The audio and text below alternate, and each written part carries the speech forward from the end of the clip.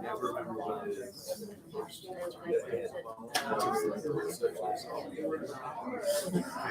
He's on the last slide. He's on the last slide. I think it actually but I think it's actually Yeah. and So the holding that we're actually going to there is a wall. I can talk that.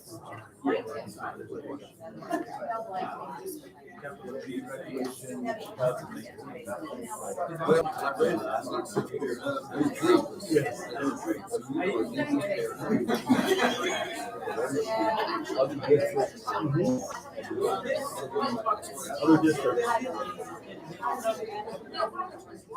I thought when I got out, mine was 0. Or Blair. District family. Really? I had to start down and I Googled it. And that came up as far now. I would put that in the question mark. There is a thing.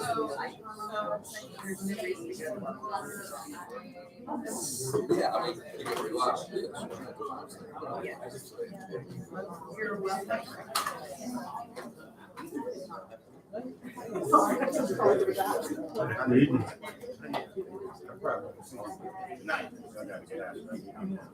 Okay.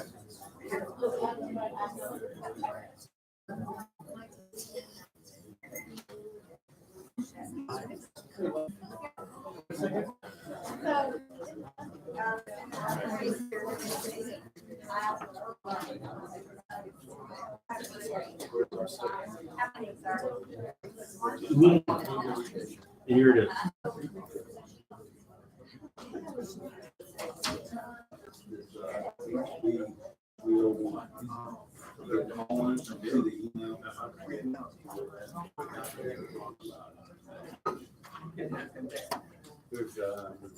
Oh, we need to at least get water. So this is better. Well, so is it suggested or can you fit it in?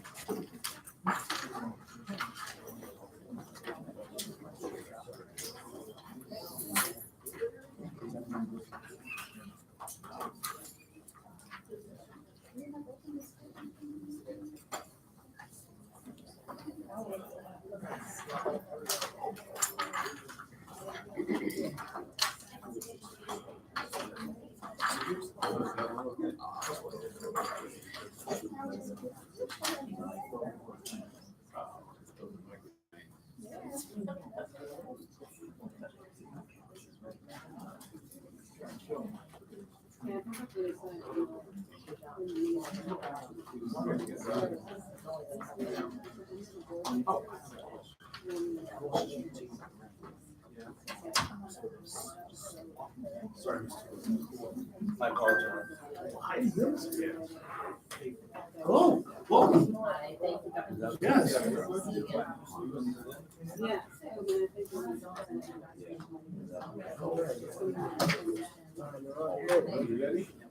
I'm sorry, sir. Yes, sir. Okay.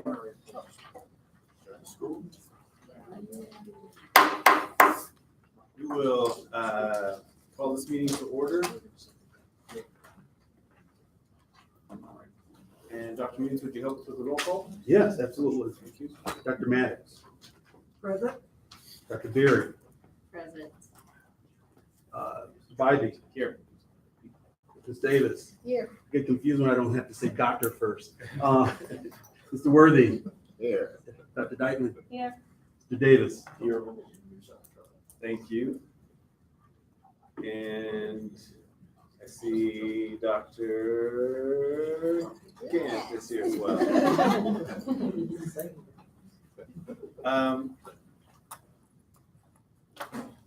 We have our agenda in front of us. I just want to take a minute and welcome Dr. Berry here to be with us. This is her first board meeting, so working out the details on the swearing in, but hopefully she'll be ready to cast some votes at our meeting next week. If you have not had a chance to say hello, please take some time and say hello. We're glad to have you here. First item on our first section of our agenda is section C, information items. So we received a number of reports. The first report was the Early Head Start Policy Council meeting minutes and reports.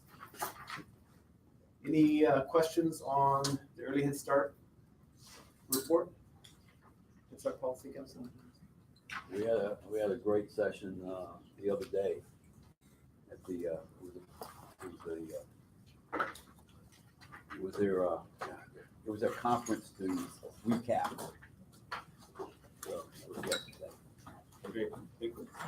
They're always fantastic reports, and we appreciate the level of detail that goes into those. Yeah, they're fantastic. Thank you. The next report we received is the SPLOS report, the March SPLOS report. Any questions or comments around that SPLOS report? I confess to not having read it. That's fine. Okay. Do public confessions tonight. Any other questions around that one? I think the highlight, Does somebody want to take President, if I may. Yeah. Is that we continue to trend above the $1.85 million that was initially identified as the average revenue taken on a monthly basis. And so since this SPLOS 5 has started, we've been averaging a little over $2 million, which is healthy and positive. At the next SPLOS meeting, I think it really comes down to discussing what are some of the summer projects that are on the docket for this year. I think it would be remiss if I didn't talk about the fact that Dr. Thomas and I had a chance to go before the ACC government's community group to present two different projects for their SPLOS ballot. One was for creating some type of community hub on the east side of town where the current Old Gaines campus is located. And we believe that there's a lot of functionality and support for the east side. That project was moved forward. The second was, I think, met with some skepticism, and that was our proposal for creating community space for athletics and exercise.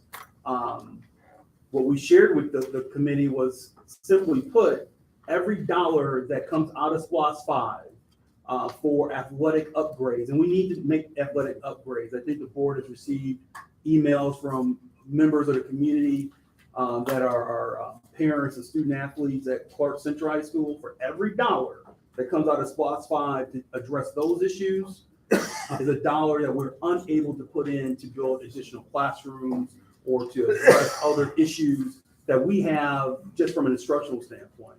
One simple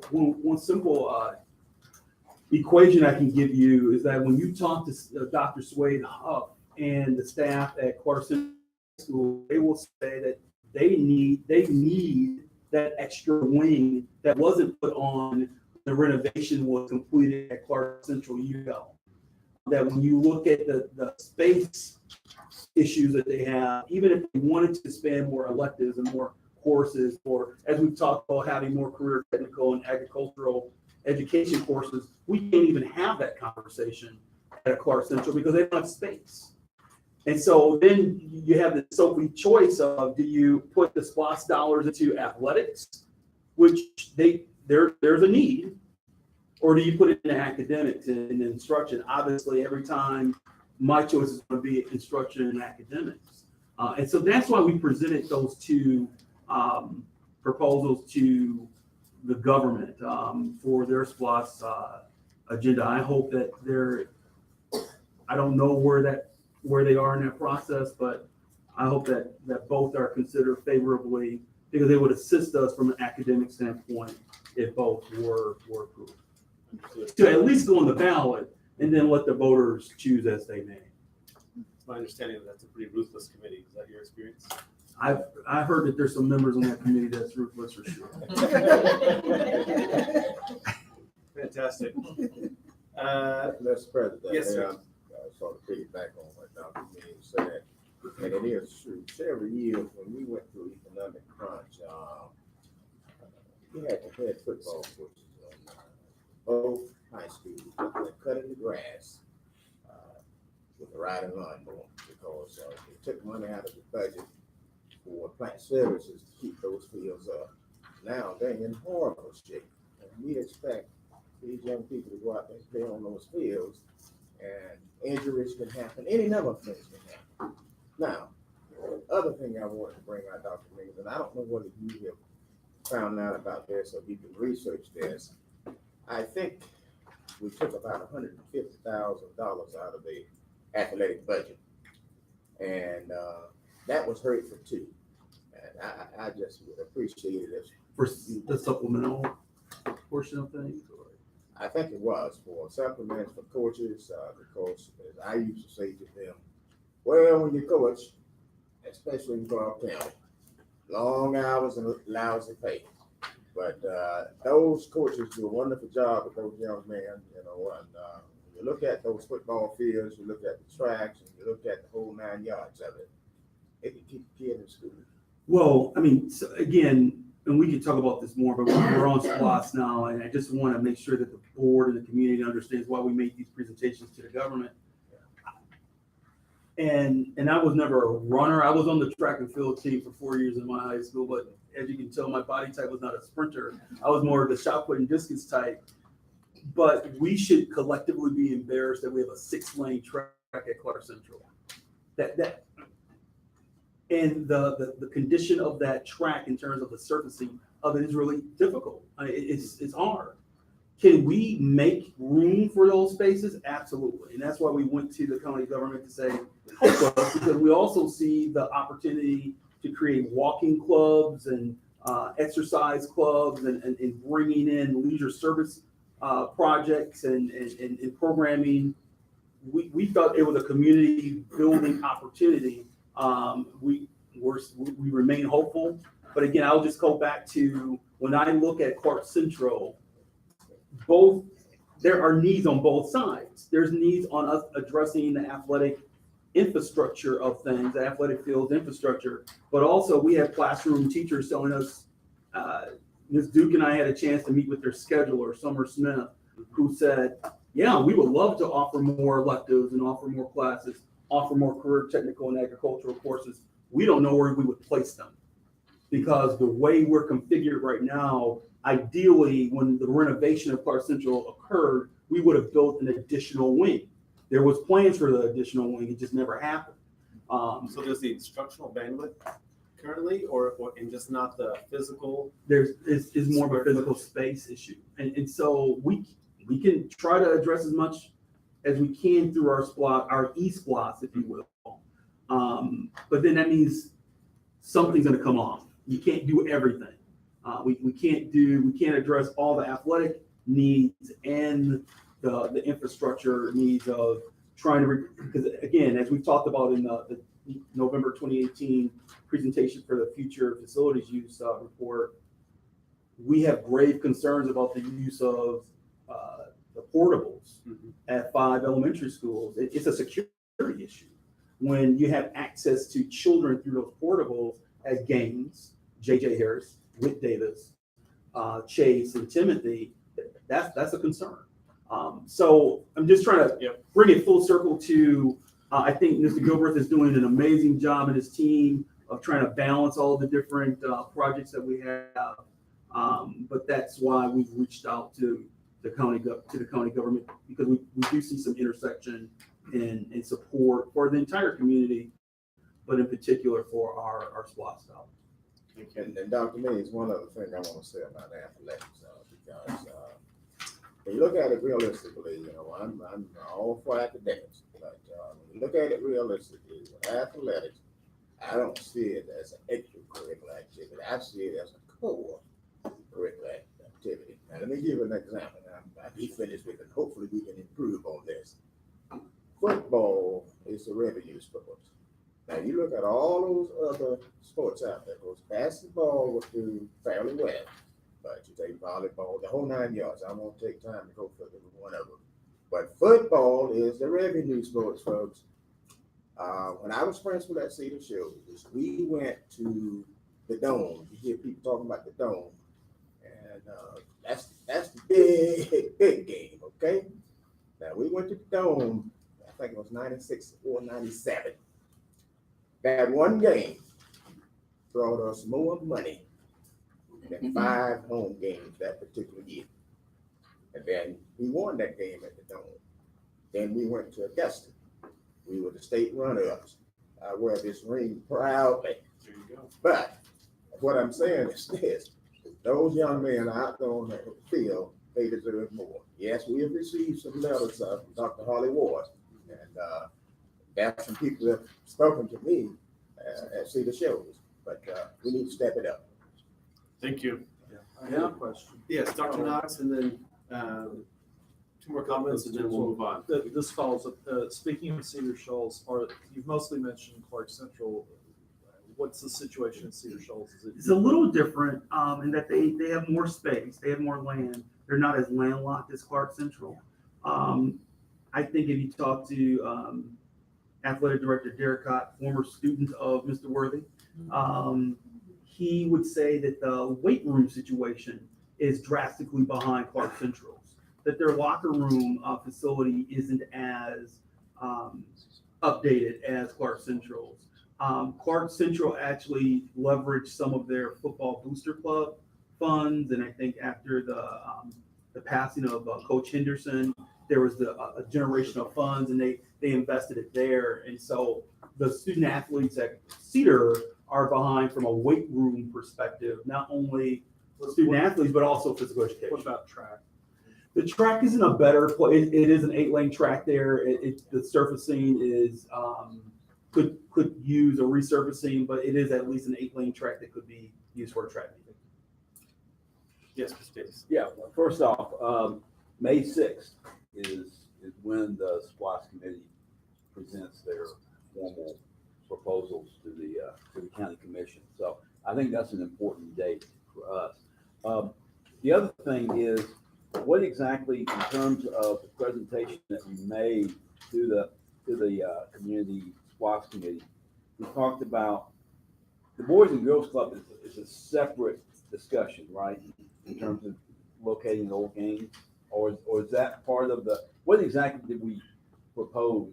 We initially proposed to that community group to renovate the old game site where there would be a Boys and Girls Club, what we would call a workforce development center in conjunction with the Junior Achievement of Georgia. And there would be space for a third facility. We initially thought maybe you could put an office of early learning there. In the exchange that we had that evening with that community group, there was talk of, would the district be willing to have the Eastside Library located there, which I think the more we can make that a community hub for children and families on the east side, the better. And so if the county government's willing to place on the ballot a complex that would include a Boys and Girls Club, a workforce development that would not only be there for children, but for their families, and then a library,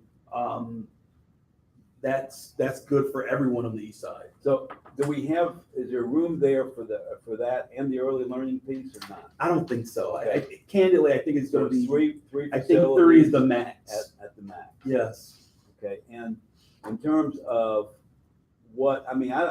I know the library is part of, they made their own SPLOST proposal. Yes. Does the Boys and Girls Club make their own proposal, or are they funded separately? Are they part of SPLOST? Are they covered? We did it as a partnership. We did it as a partnership. So Dr. Thomas and I work closely with Mike Hackett, who's the CEO and president of the Boys and Girls Club of Athens, Clark County, and they would be responsible for the operation of that facility if it was constructed. I think the exciting part that I shared in November of 2018 with our future facilities report was Junior Achievement believe that they're 95% close to having a donor that would donate up to $4 million for the furniture, fixtures, and equipment for that workforce development site. So a donation of that level is significant. It's just a matter of we have to build it now. See, the only reason I'm asking, and do you mind if I just ask a couple questions and then go on? The only reason I'm asking is that in terms of the career, of the pieces that you've talked about, you know, the library, no disrespect to the West Side, but they've got the library already, you know. In terms of the Boys and Girls Club, I know technically 4th Street is considered part of the East Side, but it's a different kind of quadrant. So those two, I really see a need for that space. I'm just wondering that the career piece, I'm assuming that there would not be any room here if the district office wasn't here. That wouldn't fit into the plans for this facility. I think Mr. Lawrence Harris would say the more space they can get in this building to expand the career academy, the better. I'm just saying that's the one piece that would be used throughout the district, and that would be. I think there are other opportunities, and so candidly, there's other opportunities even beyond West Broad as a location for an office of early. That is also on the east side. So all cards on the table. There is ample land on the campus of Whit Davis where we could place. If the objective is to have an office of early learning on the east side, we could make that work on the Whit Davis campus. And actually, there's a lot of synergy there as well to have it close to a school, from access to a gym, lunch, and so on. So actually, it will become, in our opinion, is actually a stronger model to have an office of early learning. Because our goal is to have it on the east side and west side. If that's our goal, having it at Whit Davis actually is beneficial to all.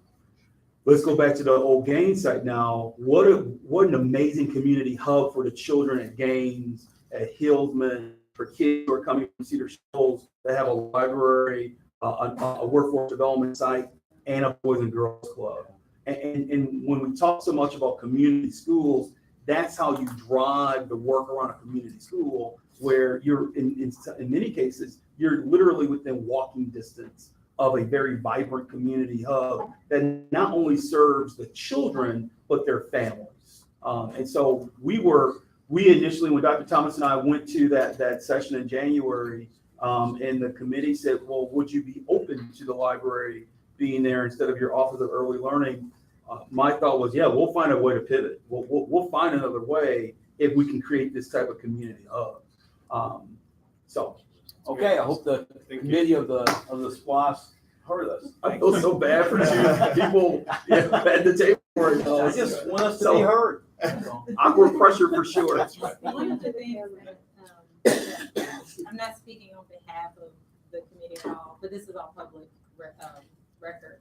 I think that was mentioned in the most recent meeting, is that there would have to be some type of either agreement or written partnership or statement of intent as it related to the district and the county sharing the same land. Like the district would have, if the county is building something, they actually have to like own the land too. I don't Those know are all, that, but I'm just throwing that out there. It may be good to listen to the meetings this past week because the initial round of voting will take place on Monday. We were notified today that, and I just haven't, we'll be talking with our legal counsel. I believe we had a similar agreement drawn up when the King Boys and Girls Club Center was created, where technically it's on district property, but it was built by the county, and it's a Boys and Girls Club site. So it's very similar. I'll work with our legal counsel, and that's easy for us to draw. My question is, Yeah, go bringing ahead. back to the Yes. west side, some Clark Central again. Where are we with again, first of all, I did not realize we did not have a regulation size track field. Not at all. We spent money on that not too long ago, I think. May I add insult to injury? Please. My last year, when people showed me around, Dr. Ward, our athletic director at Clark Central, said, he showed me the condition of the track, and he said, we had a student athlete in track and field who was a very good sprinter, who, right when it was time to go to state, was injured because of shin splints. He didn't have it's not a cause effect, but he believed that by practicing on the track in the condition in which it was in, it impacted that student athlete's ability to be physically prepared for state. I really just want to get a sense of when was the last time we I know we had a huge problem with the visiting teams facilities over on one of the athletic fields at Clark Central. I know we put some money into that, and I thought we at the same time did some upgrades either on the soccer field or on the track field, I thought. And so that hasn't been that's since my tenure. Yeah, it's recent. You're correct. They did some updating on the track field, but they didn't add any lanes there, okay? Yeah. And as Dr. Mig said, you mentioned regulation, you cannot hold a state track meet there unless you have 8 lanes. So I want to get to a place where again, as we try to implement these changes that we're doing now, that we're doing that with that fidelity that gets us there, because I honestly don't remember not finishing a wing or not adding another wing onto Clark Central either. I mean, that again, that's in the last 5 years that we spent $30 million on that building. And we're coming back already in 3 years. It's the same thing with the 4 additions for the elementary school. We're spending a lot of money in a very short time frame, going back and doing things that we just finished doing, and I'm concerned about that. I think that's the reason why we put together a strategic plan. Yeah. That's why we have that long range facility plan, and we're continuing to look at it. I know we have an administrator from Clark Central here this evening. I think if you talk to Ms. Gorham, she would tell you they're tight. It's tight for space there. I had a chance to talk with David Rasdell. We talk a lot about the Odyssey and how proud we are of the Odyssey. Mr. Rasdell will tell you he doesn't have enough space. He said he wished he had the same type of space that we have provided to the ROTC, for example. That if he had the ability to really do different things, he could do amazing. He's already doing amazing work with our kids, but it could be even more amazing. I think you're right. We want to be more strategic moving forward, but there's just a lot of challenges. The summer, we've talked a lot about fields and tracks, but that athletic conversation at Clark Central, again, because they're landlocked more than Cedar is. We also have a Title IX concern, I believe, in that the softball field isn't commensurate at Clark Central as it is at Cedar Shoals. You've seen the Cedar Shoals softball field. It's a nice field. I can't say the same for Clark Central's. And so if we know we have female student athletes there, I believe we have an obligation to make sure that they have a commensurate field to their colleagues and their peers across town. There's a lot of work to be done. But I wanted to kind of just summarize again why we made those 2 presentations to the county government. We're hoping positive thoughts on both. If we don't, for every dollar that we don't get assistance with there, now we have to make some really difficult choices with the remaining funds in SPLOST 5, and then it becomes the top priority for what we have to do with SPLOST 6. The major Clearly difference there's was Clark Central and Cedar. Cedar, you're talking 75 plus acres. You mentioned that softball field. That drove me crazy because they got us on Title IX. You got to do the same thing with young ladies that you do with men. Absolutely. That used to be the baseball field. And then, of course, we got a new baseball field. I can't recall what SPLOST that was in. But that's the difference there. We're going to go ahead and move on, but clearly there's a lot of moving pieces. right now. And we look forward to hearing more recommendations from Yes. from the staff on ways to move forward. Moving on to the next item, this is the Athens Community Career Academy report. And that board will be joining us in April. And we initially identified this meeting. It was better for their board's calendar to meet. So we had a board-on-board conversation with the Athens Community Career Academy in the fall. We wanted to come back. I mean, the board has changed significantly since then. And I think that the April date for the working session is April 4th. So please mark your calendars. We'll try to meet earlier than 6. So Judge Barron, who's the chair of that board, wanted to have some type of light refreshments and just an opportunity for board members to talk to each other informally before we have the board-on-board conversation. So that would be right before the work session. Yes. I like how she thinks. That's good. That's good. Before we leave the Career Academy, I was reading GBPI, the little updates that we get, or maybe it was whoever sends out the legislative update about the possible defunding of some programs at the Career Academies and no money for summer programs. Have we heard anything about that? Are we prepared to address that? And what does that do to us? We're monitoring it right now. And you'll hear in my report, I think there's some other imminent bills that are moving in the legislature that, well, I mean, candidly will require our attention sooner. Sounds like this is a really loaded session and it's going fast. And so that was. Yes, ma'am. Thank you. And then the other item we have here that there's not a report attached is the Parent Advisory Board. Have you met with them or anything? We meet again on Monday. Great. So then for our meeting next week, there should be something there. Yes. Great, thank you. We also received the minutes from a work session on February 4th, 2019.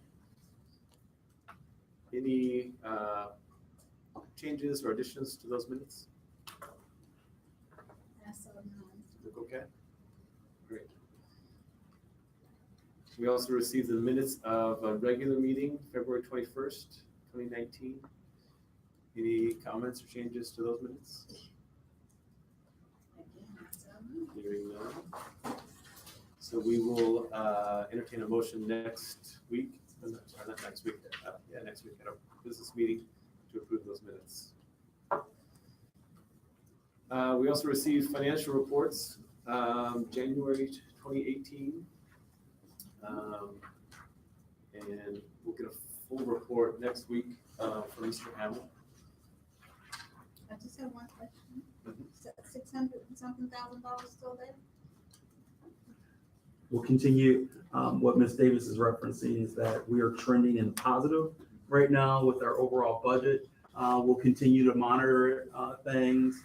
I think one thing that the board and the community should know is that even if we're trending generally in the positive as a school system, there are certain cost centers within the budget that Mr. Hamill and his hardworking team then have to reconcile before we close the books on fiscal year 19.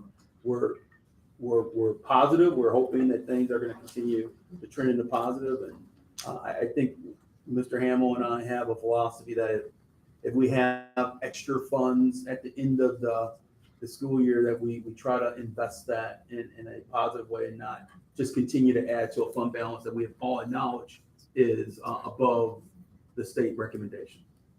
So at some point towards closer to the end of this fiscal year, you anticipate having a better sense of whether there is going to be some money, and if yes, then what are those priority projects? Typically in May, we have a better sense of saying, okay, we're 6 weeks out before the fiscal year ends. Maybe we're projecting some things going into fund balance. And then I think this board has given us direction. You just don't want us to simply continue to add on to fund balance. There's a way that we can recognize staff who have been working hard. If there's some way that we can recognize and build out our vision for a career technical an agricultural education program, there will be, we're hoping that there's opportunities for those discussions. Yeah, and along those lines, I am hearing more from the community about the pay scale for classified staff, the lower pay scale. So that's something hopefully we'll be able to speak to as well.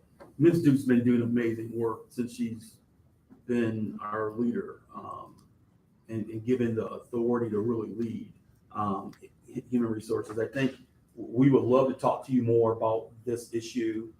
There was a compensation study done a few years ago, and it recognized that we can't use the broad brush of saying classified staff members are all underpaid, because when we do that comp study, we compare, for example, our school nutrition workers to other school nutrition workers in this region. Our school nutrition workers are at the higher end of that comparison. Or when you look at our bus drivers, they are at the higher end of that scale. But our custodians are not, and our head custodians are not.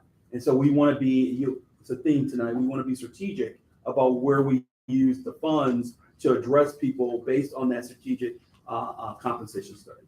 So yes, and so we have some strategies and plans, but I think ultimately it's going to come down to the type of investment the legislators make in fiscal year 20 for the QBE for us to really recognize our staff. Just one follow-up question. When we talk about regional studies, are we doing it like surrounding counties? Or are we talking in terms of Georgia communities that are? We did, and Ms. Duke, you can correct me, but I think we did this region and also the metro area of Atlanta. We did, and we spanned out into Georgia, into some counties that were more like us. So they're comparables.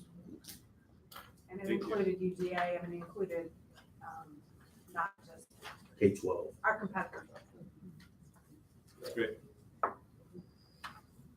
Moving on to the next section. This is section F, policy. And here on a usual month, we have a couple of things to put out there, but Right, well, we have one policy that's out for review, but it won't have enough time to be 4 weeks. And so Don and I talked about that. I thought it was better to have it out longer rather than shorter. So it will come for the next meeting. great. So for our business meeting next week, we won't have any policies to vote to put out for 4 weeks, and we won't have any policies that have been out for 4 weeks. Yeah, that's right. The next item is something that we discussed putting on there. This is a president's report, governance. So this is where I tell you my thoughts and feelings. Just kidding. So what I'd like to do is establish a very succinct 10 timed minutes for whoever sits in this seat to kind of bring the board up to speed on anything that is relevant. And so I have 2 items, or to address some training. So I have 2 items I want to talk about, and I'm going to start my timer because I am serious about that.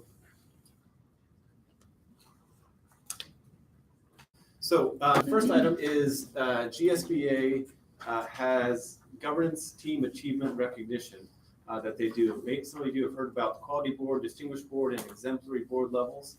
So this is a Georgia School Board Alliance set of designations that school boards can opt into being considered for.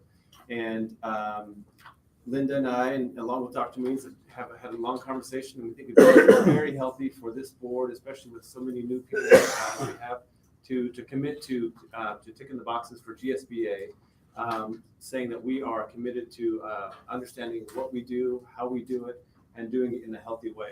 So I'll circulate this. You can see what the requirements are. And then we will ask Dr. Means to help us calendar a few different votes that we need to take. But a lot of this stuff we're already doing, and it's just a matter of making sure we qualify and report it. So the first step, then the recognition we can get the first year is just being a quality board.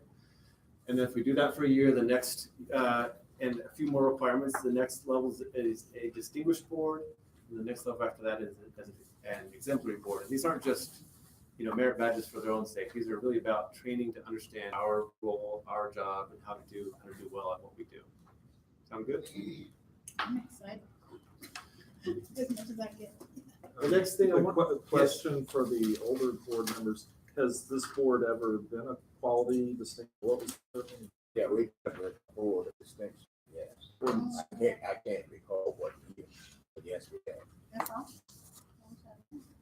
the next thing I want to do is very quickly, I think it would be a good idea for us to do a bit of a scenario building training.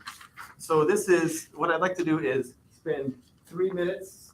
We're gonna do, what do you call it, John? The Think, pair, share. think, pair, share. So we're gonna do, tip my tongue, think, pair, share. So this is a scenario that I just came up with off the top of my head. This is an email that you received as a board member at the top of the sheet. And the question is, what do you do about it? What do you do with this information? And so I'd like to pair up, some more experienced board members with some newer board members. So John and Tawana, can you sit together? Is that all right? And Kara and Greg. Lakeisha, would you mind going with over here with Mr. Worthy? And Linda and Dr. Berry, would that be okay? Absolutely. So, and below this, on this paper, I put out there some of my thoughts on how we might think through not just this situation, but situations in general. So take, This can't be good 10 minutes.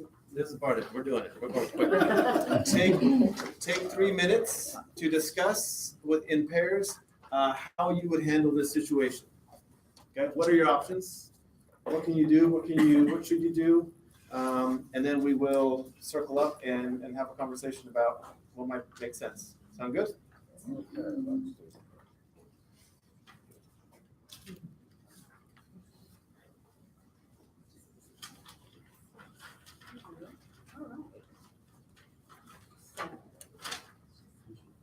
From experience, we have our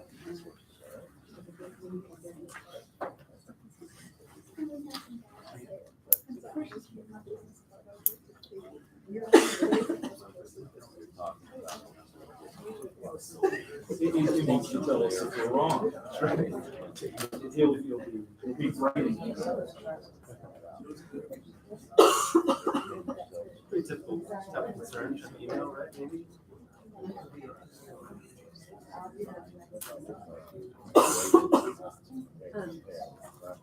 Yeah, so I know it's my premise, so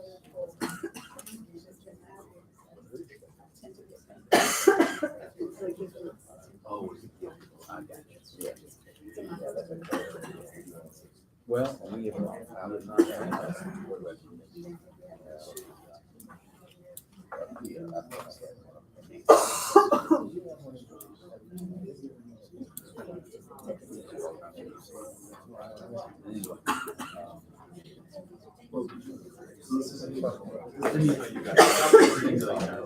but I think it's a reasonable.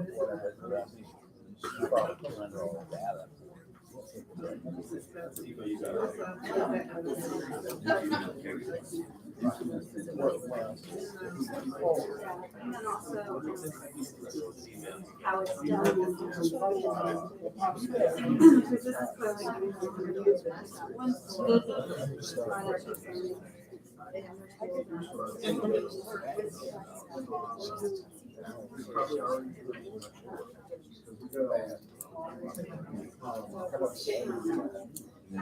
I would probably get right back.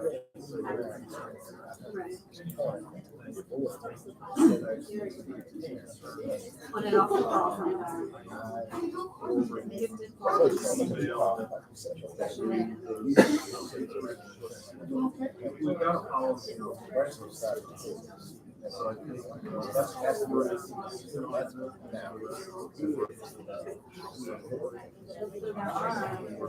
So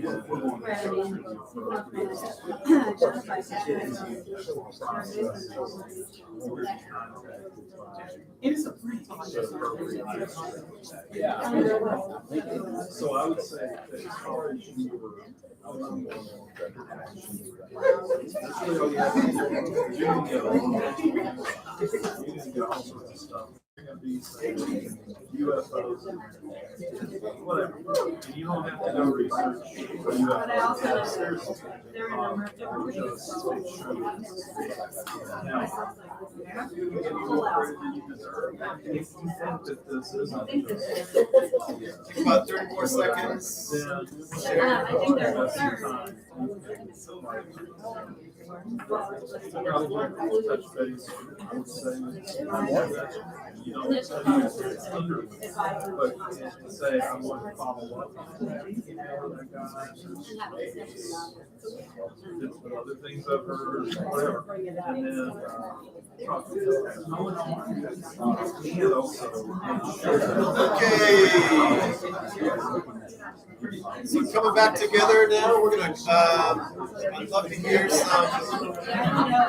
some thoughts and conversation about how we want to address this situation. Yeah, I do. Order.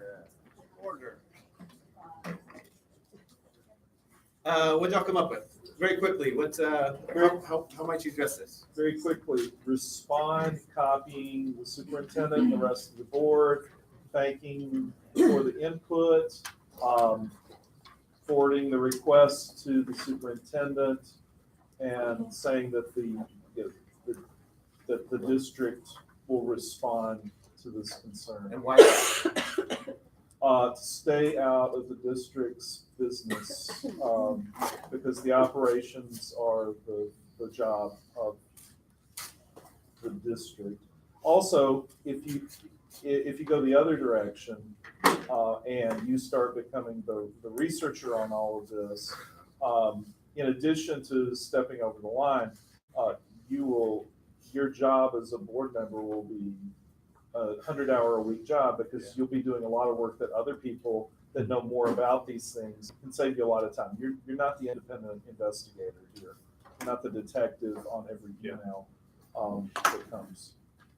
But also to make sure then the board level of oversight, as I perceive it, as we discussed, is that then make sure that there's a response. So it's not just like, okay, it's over there and then you forget about it. You should be a good board member and make sure that the concerned parent was responded to, and that response was appropriate. Great. And we do have some policies even around. Yes, we do. A bit Yeah, of we- email, we're yep. talking about those. Yeah, we did, and we mentioned that there's the internet use, and there's some B policies that are relevant for this. Greg and Carrie, what y'all come up with? I said that we could advise them, or should advise them, to contact their school principal and see if they can get their concern addressed at that level, and then also bring it in some way to the board and Dr. Means, and possibly find out after bringing it to the board and superintendent, maybe learning more about this aspect of the spectrum in general. Because Greg's first Asking for question was, information, yeah. the first thing I would do is ask what is for it. Yeah. And I said, well, I know what spectrum is, but then, but it's just sort of learning more about it. But also we're talking about collecting, asking for a report. Yeah. From the superintendent on the various data points, new student versus old students, girls versus boys, Yeah. race issues, and also school by school, because as Carol pointed out, this parent is coming from one experience. Mhm. And so we have numbers of schools, and they may have different experiences. And my time is up, but very quickly, the other four members that have had this discussion, anything you quickly want to add into how you might deal with this? You want to add? I shared. Go ahead. Anyway, I shared some information with Lakeisha several years ago, we decided that, as a board, on the back of our business cards, the protocol to follow. And then reading this information here, Carrier said, this should, not the board, but also Dr. Knox said it. You take it, say to the person that you're gonna call on this station here, you take it to the principal. And then, of course, if it's a classroom problem, you know, you can meet with the teacher. But it's important that we follow that protocol that we put on the back of those business cards, you know, in terms of taking care of situations of this sort. That's good. So we essentially did the same thing. I shared that we flip the card. That's the first thing I do is look back there and send it to the right place. And then as a follow-up, I had, my process has been to just drop a line to the superintendent to let them know that I had this call and that I made that referral to a principal. In the story for me, you know, unless something else was warranted. So that's how. So if you have suggestions on what we might discuss in a minute like this, in a future board meeting, please let me know. I think we can talk about lots of, I mean, this is a very in the weeds type of scenario. We can talk about scenarios all up and down. I'm trying to get to a cheat sheet that is useful. So this is the beginnings of a draft. If you have suggestions on ways to think through all sorts of different problems, also please let me know. Sound good? Okay. Superintendent's report is the next item on the agenda. I will also time myself for 2 minutes. Ooh. Yeah, this is gonna be hard. Let me start by. So, very quickly, do you have any input on our scenario that we had before we leave that behind? I think all of your comments were appropriate. Even with this type of scenario, when I get a parent call, I like to typically say, have you talked to the principal first? Because if I get engaged at my level, it's also inappropriate. So we always want people to handle situations at the level in which the problem is happening. And candidly, people want to come to the superintendent. They want to come to the board and they want action. But I like to typically say, please go to the principal first. And if you're not getting the type of service that you believe you deserve, please then come back and talk with me. But please start there first. Great, thank you. I want to just pass out an actual hard copy of a document that I shared last week at our board meeting. It's a breakdown of our student performance on the MAP scores based on disaggregated groups. And what I wanted to point out to you, and it's on the screen here,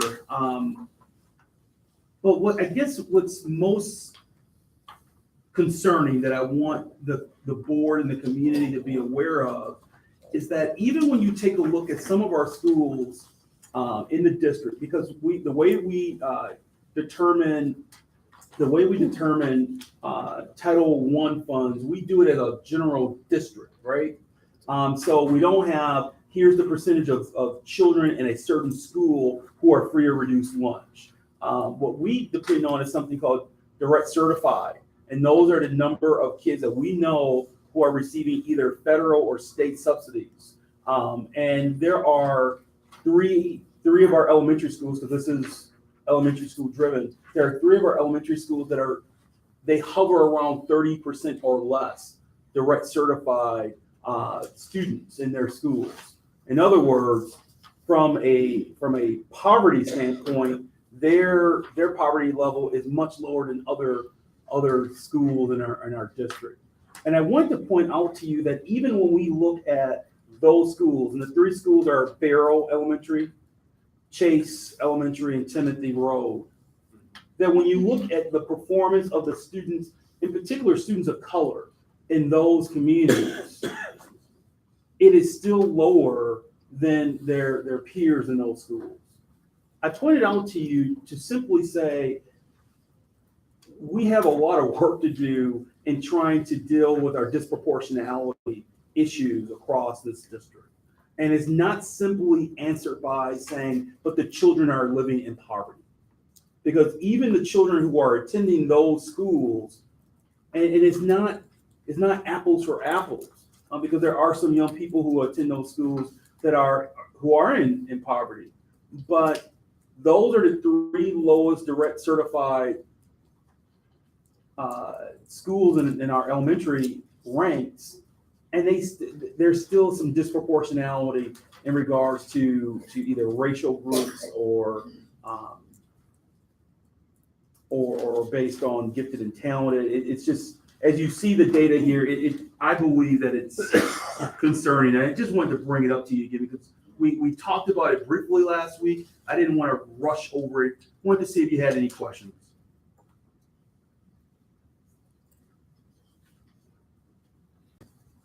Well, that last clarification wasn't lost on me. And again, I have hope. I'm excited about seeing some of the blue areas and some of the green areas, especially. I guess every time I look at this and every time I look at our results, I get that sinking feeling that are the approaches in anywhere near equitable across the different schools? Are we, what's the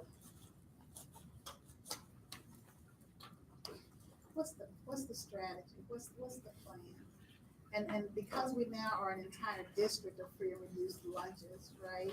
Are we at risk of losing that with this 30% or less at these 3 schools? And if we do that, then what does that do to the kids at that school? Aaron Buckley informed me that recently Timothy Road has been identified as a school that no longer qualifies for title funds because of their ongoing, the social economic status of the kids, and that community doesn't equate to needing title assistance. So did that happen because you moved over to that district? Road runners are gonna have to run a little faster now. But I think Clark County is a very complex place because there's pockets in this community that are as suburban as can be. And there are certain pockets of this community that are as urban as they can be. And so I just wanted to point out, but the reason why I'm pointing this out, and I know the numbers are really close, but when you look at Timothy Road again, and you look at reading, if you're an African-American student, based on your reading scores, you actually have a better chance of being a special ed student than a child of color, an African-American student. 39.6% of those kids who are Black students at a school that has one of the lowest direct certified percentages in this district, they were at 39.6. Yet, if you were a special ed kid who, in your performance on reading was 40%, again, we're splitting hairs. But my point to you is this. I think there's a narrative in this community of, well, they're poor. And since they're poor, that's the reason why this is happening. This is not an issue. And in some cases, the conversations I've had is they're poor and it's so close you can't really tell if it's because of race or if it's because of poverty. This data is showing us that there's an issue here that goes beyond the fact that they're just poor. And that it's going to include a lot of different work that we have to do. Richard Milner, who's working with Chase, Barrow, and Timothy, who we've based a lot of our equity work around, has said that when a school district, to your point, Ms. Davis, when you talk about strategy, there's 3 different ways you can look at it, right? So one way you can look at it is to say, so children are living in a community with trauma and poverty and the impact of it. That's one, as a school system, you can address that issue. The second component is, as a school system, you can address the impact and how children are being affected by trauma while in school. So in other words, if Damon is living in trauma, he's living in trauma, and how do you address that issue? That's one way you can approach the work. The second is you can say Damon lives in trauma, he's living in poverty, and as a result, he comes into school sometimes and he's angry. Sometimes he pulls chairs in class. How do you respond to that behavior in the school setting? The third strategy that Dr. Milner has said is you have to teach very differently, and you have to teach understanding that these are children who are coming from a traumatic experience. But you just can't broadly say, well, they're in trauma, they're in poverty, and so what can you do? I think, you're going to hear tonight from some of our behavioral specialists and special ed leaders that I think we take the approach of, if a child's in poverty and they're living in trauma, how do we address the impact of that situation as it addresses their education? But I think sometimes we just use a broad brush of they're kids of color, they're poor, and they're in trauma, so they can't learn, or it's going to be difficult for them to learn. We all know too many people who are of color, who have lived in trauma, who have lived in poverty, who can still learn.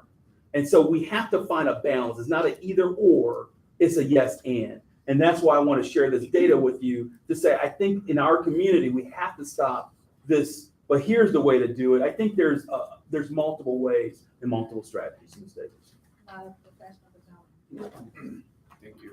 Yes, Mr. Yeah, Davis. Dr. Means, one thing, and I don't know if there's maybe another factor, and you would have the data much more so than anyone else, but I'm looking at two schools that are both happen to be in my district, where I'm looking at the reading scores for African-American students at Wood Davis and at Barnett Shoals. And if I do the math correctly, it's like 80% higher in Barnett Shoals. My impression, and this is where you would have the data and I don't, my impression is that the teaching staff at Barnett Shoals has been more stable than at Wood Davis. And that may be totally incorrect. But I'm trying to look at, because those two schools on the surface, if you drive by them, if you look at the neighborhoods that surround them, you say, well, these are comparable students. Yes. Okay. So apparently they're not testing comparably. And so I'm just curious if you have any thoughts, if not about those two schools, if there's a factor that we also need to be looking at that is kind of super layered over, whether it's dealing with teacher retention, whether it's dealing with, I don't know. Teacher retention is what comes to my mind. I have a theory. Okay. The principal at Barnett Shoals was mentored by one of our very best principals. She's a former Timothy Road teacher and an educator. Dr. Jennifer Scott has focused on equity for years. Dr. Scott had Richard Milner in talking with the Barnett Shoals staff 4 or 5 years ago. And so there is a level of expectation at Barnett Shoals that despite where these kids are coming from, we're going to teach them. And that there's no excuse. I grew up it was drilled into me when I was a young man of excuses are the tools of the incompetent that build broken bridges that lead to nowhere. So at Barnett Shoals, there are no excuses. Now, I think also Dr. Scott has the ability, and she's been stable, and she's been there while Wood Davis has seen a lot of leadership change. But I think while she has been there, she has been focused on equity work and ensuring that we're going to teach every child, regardless of where they come from or who they are. We're going to teach. That's my theory.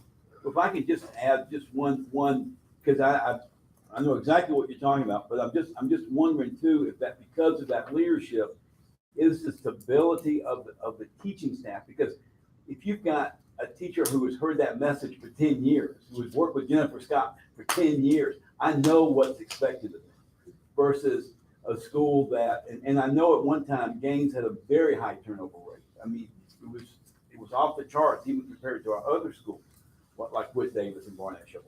But where I'm here for 2 years, and then I'm leaving this school, and then the principal, even if they're stable, they're having to train in a whole new force. So I'm just looking at this whole idea of teacher retention as a factor. And I think Dr. Scott will say that it was hard initially because she didn't have the support of the district, and that this was not the narrative of the district, and that the district wasn't providing a direction in terms of what the work should be.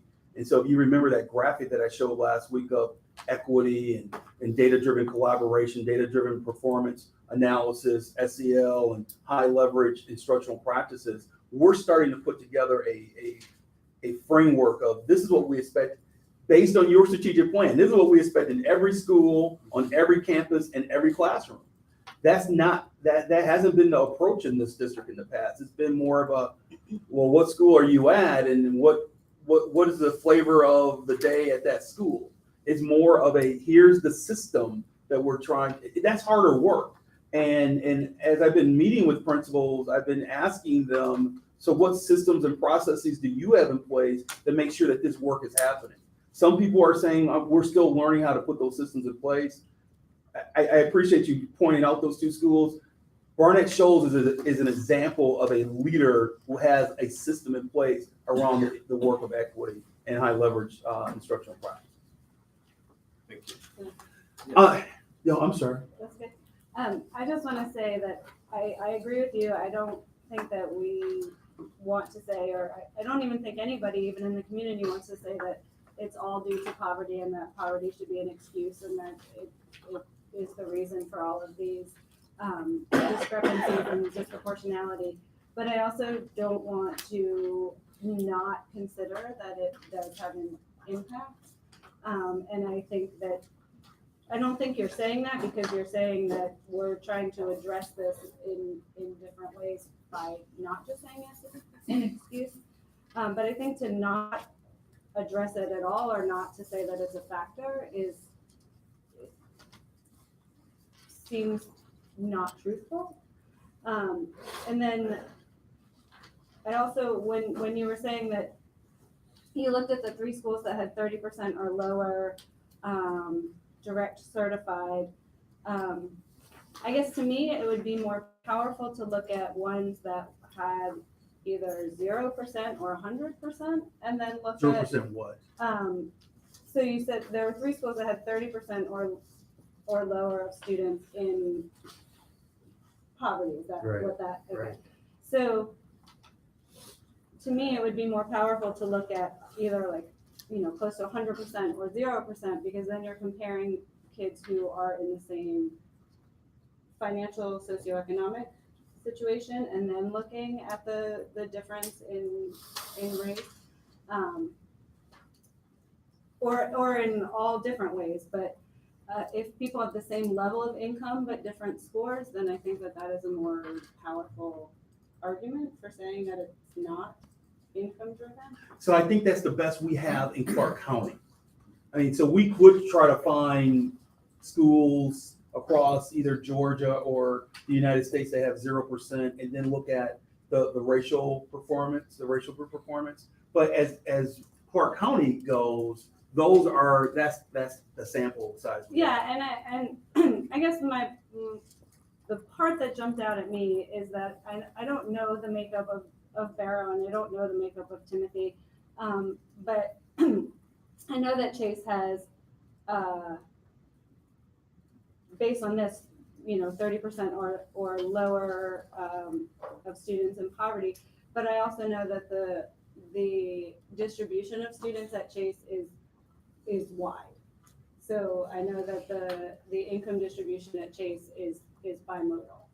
So I feel like I would like to look at it more, I guess, and looking at where the people who are living below the poverty level, where they fall in. So I think that defeats the conversation. Yes, we could. Well, no, that is true, because I know that we have to address it no matter what, and I completely agree with that. So, but I feel like saying that it's not related to poverty is not the complete story. So what I want to be sure what I said because it has been recorded, but I want to make sure I say it again. I said it's not an either or, it's a yes and. So I'm not suggesting that we should ignore poverty, but I believe in my 2 years here, we've used it as a broad brush. Right. To say, well, they're poor and they're of color, and so of course they're not learning. It's not that simple. I agree with you. I think when you look at the distribution of economics at a school like Chase, you'll have pockets. Mhm. But the converse could be, but if you have that such a small percentage compared to others in the county, then why can't there be a doubling down of efforts in that school based on the lower percentage compared to others? I think that's the Yeah, no, converse. I mean, I think we're in agreement with. Right, it. right, I right. just was It's feeling like the way that this was presented was open to different interpretations. I think anytime you use data is going to be open for interpretation. And I guess I just wanted to present to the board and to the community. There's a lot of different ways we can have this discussion, but it would be helpful for all of us as a community to. It's a yes and, and I guess I just want to emphasize that it's a yes and. But it seems like it's sometimes in the community we've gotten into this philosophical discussion of, well, it's either you have to address it all on one side or all on the other. I don't view it that way. I think it's got to be a balanced approach. Great. Yes, Dr. Yan. I was going to ask regarding the report. You mentioned Barrow, Chase, and Timothy are, we're using them as sort of like model schools as far as their professional development and the work maybe that they're doing around equity. Is that what I hear? Or no, they're not. They don't have any plans necessarily. None of that happens. Okay, I was gonna say when you were talking about poverty and trauma, I think underlying there are a lot of different other aspects of our kids' identities, and so here I do think that poverty is important, but I do think it is like teasing apart. Okay, well, what else is there?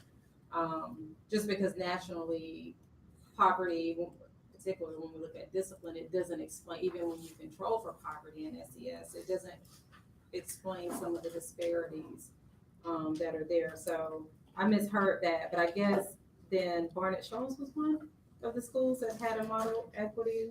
Did you say, Jennifer? Well, no, I think Mr. Davis pointed out, he made a comparison between the performance of students, African-American Okay. students at WIT versus Barnett Shoals. And he was wondering, is it due to the stability of leadership? I pointed out. And teachers. I pointed out, I believe that the stability of the leader and her focus on equity work is Okay. where I believe that So my results question coming would be the focus on equity work. What does that look like, and how will that be rolled out? Or I hate to use that term rolled out but how might that be embraced at other schools? Or what are the plans to be able to integrate equity work? So We got we- a superintendent who is interested in equity and is pushing that agenda.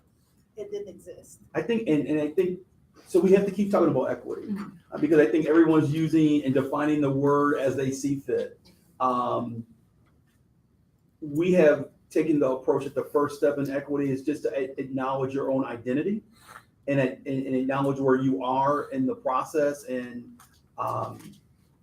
it's a hard conversation to have when you talk about race and how race and poverty and trauma impacts the classroom.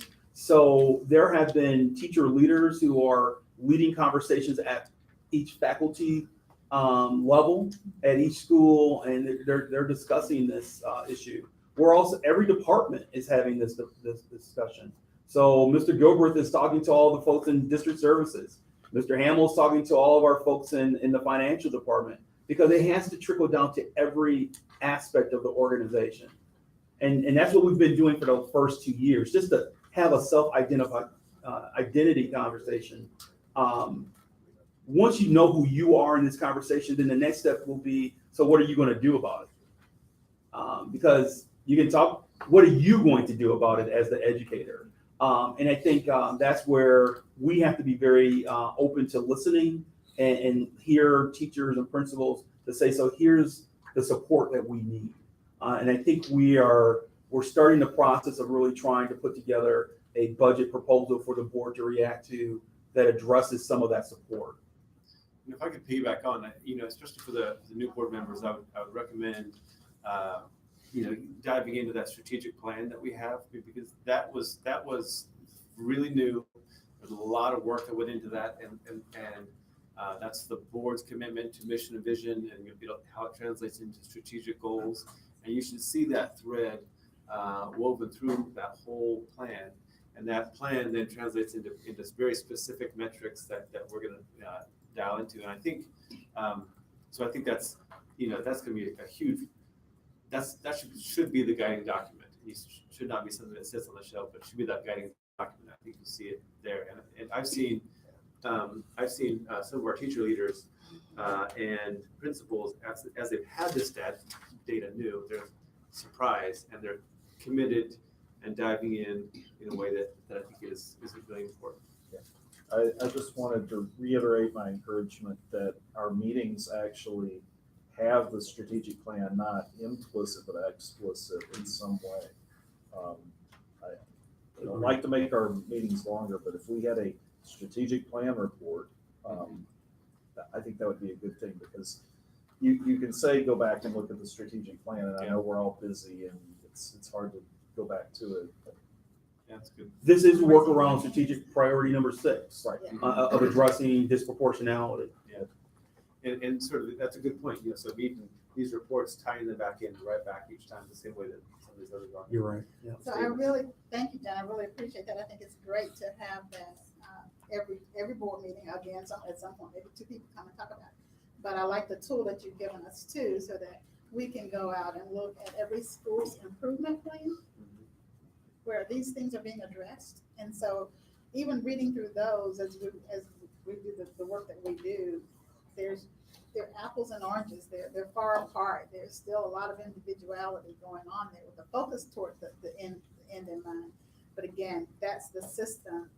That's the work of the systems that Dr. Meese is trying to put in place around that curriculum development, I think, and again, the fidelity with the measurement process too. So I'm encouraged. I'll try to be very quick with my remaining comments. Wait, can we? Sure. Okay, I'm sorry, but this is, Okay. you opened up something. So go ahead and slap me on the hand just a minute. Why would I do that? You're going to do it anyway. Let me just say that I just looked at these phones are credible. I went back and looked at data that we received 2016, 2017. And I just want to put it out there because there are many layers to this.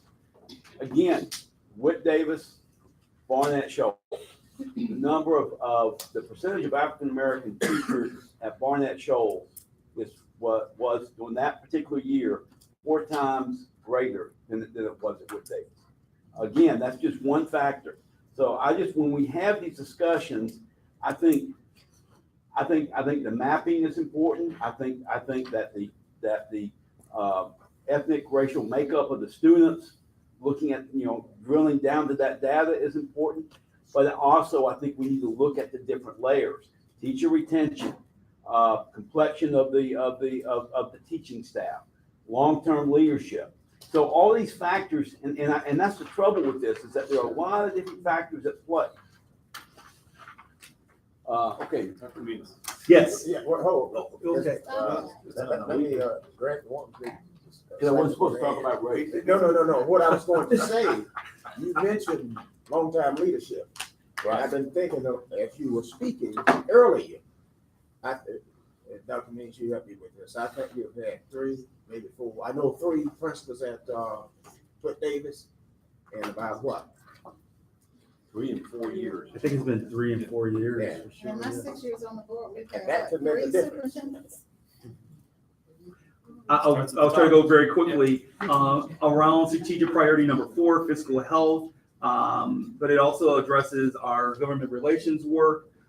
The community and this board needs to pay close attention to 2 bills, House Bill 301 and Senate Bill 173. They're voucher bills. And Mr. President, board members, I think you should pay so close attention to this that it may be beneficial if this board acted on some level of a resolution in the next week to make your voice heard as a governing board that this state is going down a very dangerous path by allowing vouchers to expand. this is serious. And yeah, I know earlier you talked about being a board of distinction. Part of being a board of distinction is standing up and saying public education is under attack. If these voucher bills expand and vouchers take hold in the state of Georgia, public education is in trouble. One of these bills would have to be funded at a level of $550 million. That's $550 million that isn't going into the QBE. That's a lot of money. I think some of the legislators in Atlanta believe that since they fully funded the QBE in fiscal year 19, that gives them a pass to now take money back and put it into a voucher movement for fiscal year 20. I know there's always philosophical discussions and debates and issues that is among our community. None of that matters if we collectively as a community are asleep at the wheel while the legislature is moving forward a voucher movement. You said Thank you. House Bill 301. What was the last one? Senate Bill 173. GSBA making phone calls to board members on 301. If you received all that. Yes, Let me- So to put just a fine financial point on it, 550 million that's not in the CBE is how much less for us? We haven't done that analysis yet, but we can have that for you by next week. I'm assuming that it would be several million. So Potentially. that's the fine point on it is the rubber meets the road right here, which is if you support those bills, then I hope you've got $3, $4, $5 million in your pocket that you can give us, or else we're going to have to cut budgets. Correct. That's what you're saying. So Or candidly, for individuals who are on social media forums and coffee shops who are discussing, well, the district should have lower class sizes, or the district should have more counselors, or the district should have X, Y, or Z. We can't do any of it if you're silent on these two bills. And so those same individuals who are very vocal about what's happening locally, if you're not vocal at the state level now, right now, and that money is taken away from public education, then what we're just doing is talking. Yep. That's all we're doing. And we're just pontificating versus actually, if you want to be an activist, you want to be an advocate for public education, we're at ground zero right now. Ms. Suggs, I believe the crossover date is March 7th. And so that's when the two houses kind of cross over and say, here are the bills that are on the docket. So I think what you're seeing is a lot of action, and there will be a flurry of action between now and the next week or so.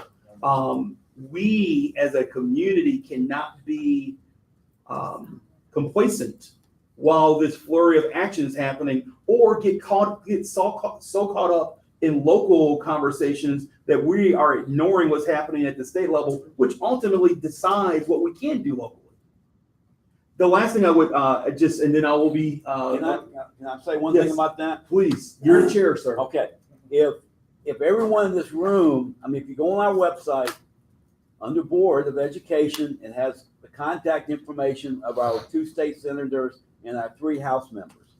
If each of us in this room text, email, or call, they will think it's an avalanche because they don't get that much feedback. And so I'm just encouraging everyone to do that, and we need to spread the word. And You get more emails about the scenario that Mr. Bybee gave you around spectrum teachers than the legislators get around funding for public education. Again, we have an amazing community who have demonstrated that once it focuses on advocating for children, it can not only be a leader for this school district, but for the state. Unfortunately, my experience in being in another state has shown me that this is bad for public education. Vouchers this is something that if we just are complacent and we just think, oh, this is just another thing. It's not another thing. It's like pulling a thread it will unravel and hurt public education for years, decades, and generations for kids. Mr. Greg Davis, take it a bit further. You're the chairperson for government relations. Now, it used to be, and maybe it's all over for this particular session, that I think you have 14 districts in the state of Georgia, and we are in District 11, had their day under the gold dome. Now, having said that, Tom Odom, you know Tom and I used to work together at Cedar Shows. He has been named by GSBA as the interim director for District 3. I think we need to contact him and see whether we can have a day, maybe it's over with, I don't know, under the gold dome. Well, this is happening so quickly. That's a great idea, Charles, but this is happening so quickly. We need to call, email, and text Oh, sure. now, No, I'm not doing that. because this is gonna be over with in 3 days. So I'm just saying, I think that's a great idea, but Well, the district is over with in 3 days. The district visitation is over with. yeah, I mean, we need to, each of us have to take some responsibility. Start here and then spread. The final thing, I'm asking for some point of privilege and flexibility here, but the American Association of School Administrators, the Superintendent Association, has identified the week of March 12th through the 16th as I Love Public Education Week. We're on spring break, so I'm sure people will be loving public education in other places. But I'm asking for this board to allow Ms. Wickwire and I to work on making that week for us, the week of March 18th through the 22nd. That's when teacher-parent conferences are happening at most of our schools. We will have a lot of our parents in the schools, and we want to just identify that public education is important. And so it's, I don't want us to lose the opportunity of advocating and saying public ed is important because we're on spring break. That's a great idea. That's the conclusion of my report. Thank you. Got it in 10 minutes. Good job. I'll try again next month. It's our fault. Say which one. We asked too many questions. Moving on, also in the superintendent's category, we have alternative placement program update. I think part of, come on up, Heidi. Ms. Heidi Hills, our Executive Director of Special Education, she works closely with Dr. Don Myers in relation to strategic priority number 6, which deals with disproportionality, but also strategic priority number 2, which deals with the social emotional growth of children. The board has been asking good questions around where are we on that continuum of services in the Clark County School District as it pertains to special ed. And Ms. Hill is here to give you a report. Ms. Hill? Good evening, thank you. I first want to thank those of you who are able to attend the tours, the site visits. And before I continue, I don't want to neglect to forget this or just mention this. Anyone who was not able to attend would like an opportunity to see any of our specialized programs. I would love the opportunity to showcase what our teachers and students are doing in this district. And so if you would just let Dr. Means know, and we can work to reschedule those opportunities for any of you. Okay. Here this evening in the back, we have a wonderful group of individuals who are passionate about serving students in this district. And so they are special ed coordinators, as well as coordinators of behavior supports.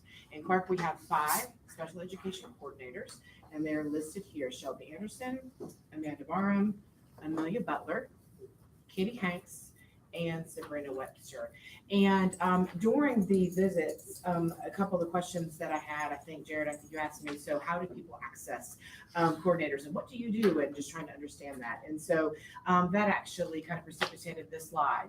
These are the duties that are assigned to each coordinator and what they're responsible for doing or handling. In terms of coordinators of behavior supports, we have David Brown and Rebecca Sartor, and those 2 individuals are new positions. With your support, they were added this school year, and they are working to oversee the work of 7 other behavior specialists. So in total, we have 9 individuals who are committed to helping support students both identified with special education and those without, to help them basically meet their social emotional learning needs and help them be successful and help them learn how to do school. Special education likes to throw around acronyms and alphabet jargon. So I will do my best to simplify that. But FAPE, what is FAPE? Free Appropriate Public Education. Quite frankly, I think all kids deserve to have FAPE. But in terms of FAPE, it talks about special education services and ensuring that we create a structure to meet every child's individual needs. And not only do we create that structure, but we do that in what's called LRE, their least restrictive environment. The law's clear. They expect districts to create structures and frameworks that allow us to meet students' needs without providing too much support, because quite honestly, too much support is equally as devastating as not enough. And have them in the least amount of support that they need to provide to have them be successful. So in Clark, we have been having lots of conversations over the last few years about what does that continuum look like. So what is a continuum? So when you look at a student who's able to be very successful in that regular ed classroom with just solid, good tier 1 strategies, just good teaching. And then we have our students in this district that they need to receive specialized instruction. And that instruction may or may not be in that regular classroom. And so along that continuum, we have so many students with so many different needs that we have been working to add other options, other opportunities. Because at the end of the day, the one piece, if someone were to ask me, Heidi, what are you most proud about? I would say I'm most proud about the fact that with the exception of, I think, 3 students, we educate our students, identify with special needs in a Clark County school building. And I would challenge, and in fact, I've actually put someone on this task because I want to find the answer to it. I would challenge us to look at neighboring districts and have real conversations about what does that look like elsewhere. Because what I expect that we'll find, and I am going to put my hands on that data, is that there are no other districts that can come close to making that kind of statement. These are our kids. We want to keep them close. We want to keep them home. And quite frankly, our goal is always to keep them in their home school. Now, there are times that sometimes that can't happen. So while our goal is to keep them in their home school, we do not have it would not be fiscally responsible for this district to offer every single program at every single school. So we do not do that. We have what's called cluster services. But even within that cluster service model, which means we offer some programs at certain schools, we, even within that model, we are working to expand the options for all students.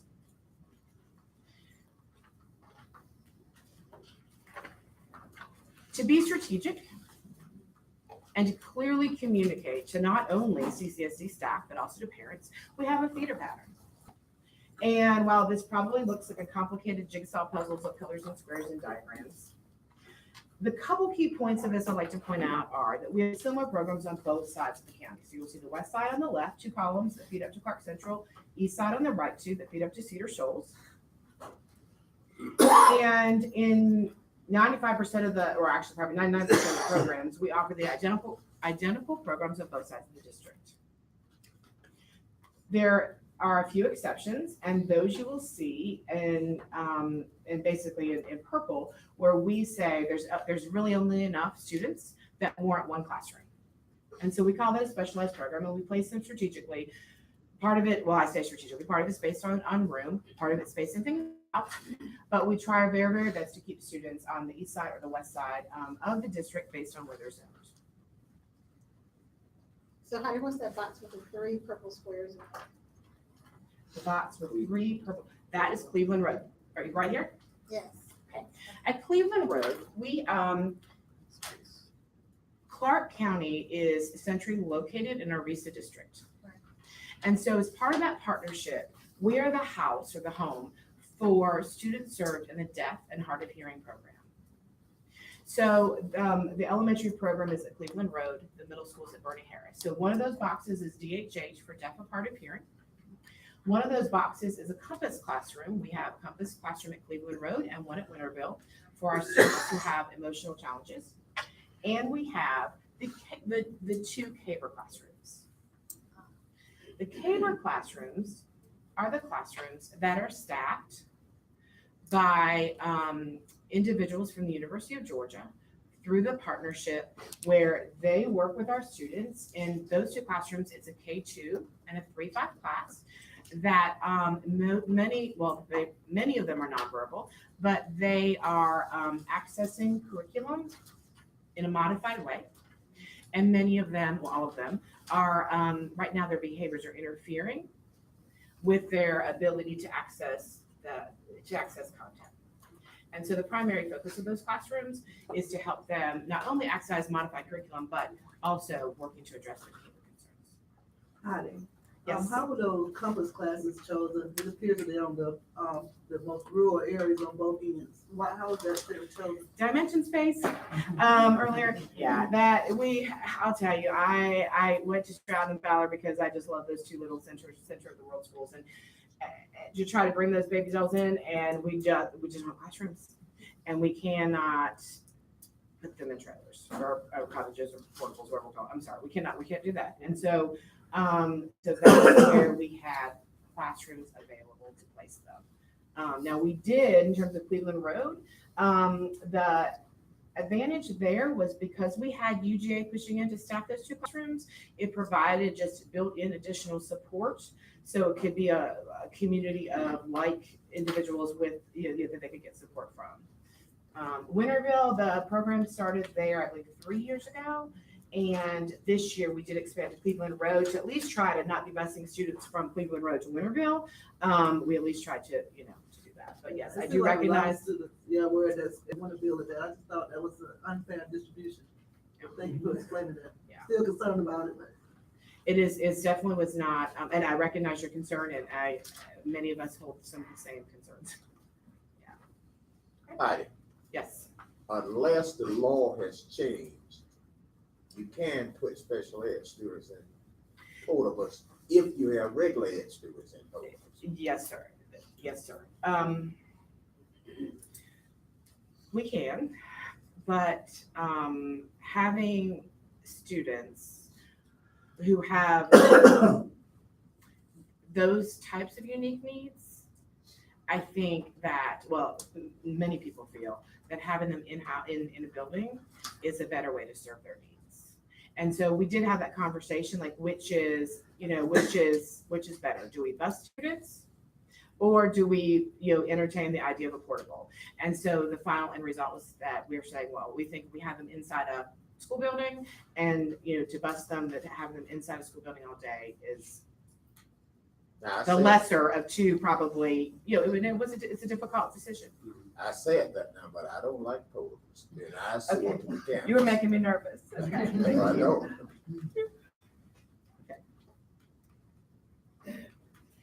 I mentioned earlier about the continuum of services, and so we always want our students to be successful just in a rich learning environment, accessing quality instruction in an engaged, in a culturally rich classroom with a teacher that just meets their individual needs. That's our goal.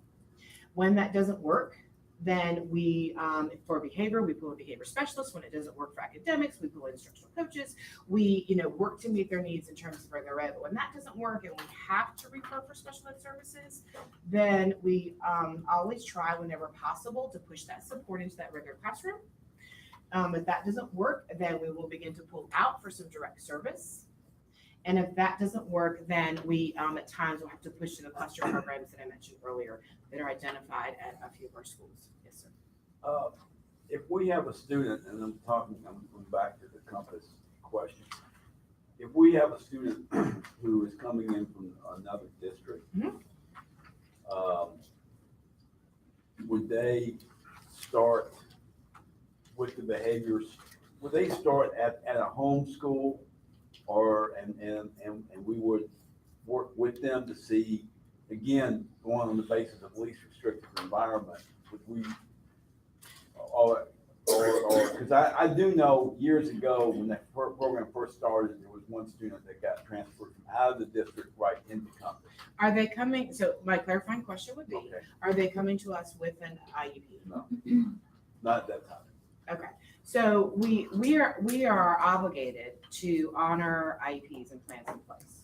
So if we receive an IEP that states that a child received that type of service in another district, we are obligated to provide that same service in kind. Until we have enough evidence and time to gather evidence of our own that says that some change needs to be made to that placement. So, but that's the only way they would go straight in there from another district if that were the case. Or if they're in residential, if they come from residential facility and they have a plan, then we'll look at reintegrating in that manner. So each is done by case by case basis. Do other districts have Compass classes? I mean, is that fairly standard in Georgia? It is standard because it's a requirement per the state continuum. And so in fact, not to have them, I'm not sure how you would honor the continuum. I'm not saying that we don't have flexibility and creativity in terms of how we design them, where they're located, all of those things, but to not have them as part of the continuum. And I believe in the informational presentation, there's actually a link to the state's continuum that shows why it is required. Okay. So, okay. I think it's also important to look at numbers of students. So if EHH, as I discussed earlier, that's definitely part of hearing. Here are the particular percentages of students that are enrolled in each of these programs. Now, again, as I started my presentation, I talked about alphabet jargon. So the RISE program, that is one of the programs that we did outline in the informational packet. There's our percentage of total CCSD school enrollment, students that are both have IEPs and also those who do not access that program. It is designed to provide the intensive 6 to 8 weeks of intervention and support to help them be successful. Compass, we were just talking a little bit about that. Again, the numbers are significantly low. And I just want to point out that low percentage, that is in relation to the total number of students identified as a child with a disability in this district. We then have Rutland Academy, which is our GNETS equivalent. And there we have 0.94% of identified students with disabilities. I would like to take this opportunity to point out that 4 years ago, we had approximately twice the number of students enrolled at GNETS. And each year we have worked to bring those kids back home because, again, that's been a priority. Adaptive curriculum are the students that are not accessing grade level standards, but they are accessing grade level standards, but in an adaptive way. And so 12% of our students are assessed using the alternative assessment, and they are in those classrooms that I mentioned earlier that are not located in every school. Part of that are the catered classrooms that I discussed earlier. Those are the two classrooms. There's one at Yale and two at Cleveland Road. And then that feeder pattern is students, another success story. We are beginning conversations to move 3 students that were in those classrooms out of that intensive level of support, basically out, and that they no longer need that because they've made so much progress. And so that is, when I heard that news, that just showed me that that design is working for that population of students. And then if they continue though to need that intensive behavior support, then we do have a classroom at Clarksville and at Cedar Shoulders. Yeah. I want just one comment, and you know, like I said, I went on the tours and I just appreciate you so much and for the opportunity. But I do, what I'm looking forward to is the RISE program, which has, a very impressive staff. It hasn't been utilized, of course, as we initially anticipated. And so, looking at the budget for next year, I know that's going to be a factor in terms of how to take these great resources and put them at the most need. But I just wanted to say that. Yes, ma'am. You said that these percentages are percentages of children who have been identified as special. Some, yes. Let me go back. Oh, we did that here. So For Compass and Rutland, for example, actually DHH, Compass, Rutland, and the Adaptive, you have to have an IEP or you have to be eligible for for specialized services, special ed. So that is out of identified students with disabilities in the district. And we have approximately 2,100 students that are currently identified. And so, the remaining percentage would be The reason why RISE is relative to the entire school population, the entire district population, I'm sorry, is because all students are eligible if they need that level of support to access that program. So my question was just, so the remaining percentage of those students with disabilities are being served? Great, thank you, great question. In regular ed, yeah. We are pushing services into regular ed classrooms through the collaborative or co-taught model, and they are accessing grade level standards. And so when Dr. Means shows you data that's specific to the progress of students with special ed, that's where those kids are sitting. So 2,100 of our 14,000 students. Yes, ma'am. I mean, I rounded to the nearest hundred, but yes, ma'am. I think we're at 2,153. Okay. And the last slide, I actually asked two parents if they would come and speak, and one must have had a conflict. And so I would like to ask Mr. Norton if he would come up. It's a parent of one of our kiddos, and a lot of our talk is all about, we want to educate our kids in the home school. I started, that's a priority. And sometimes it doesn't work as planned. And so I thought who better to tell that story about what the services look like when that doesn't go as planned than one of our parents. And so I'd like to introduce to you Mr. Norton. And yes, thank you, sir. So all you. It's to be here. I am, I guess this is my first time at a school board meeting, so I'm humbled by all the people that come together to educate our children. And I am inspired by you, but I'm not inspired to be you. The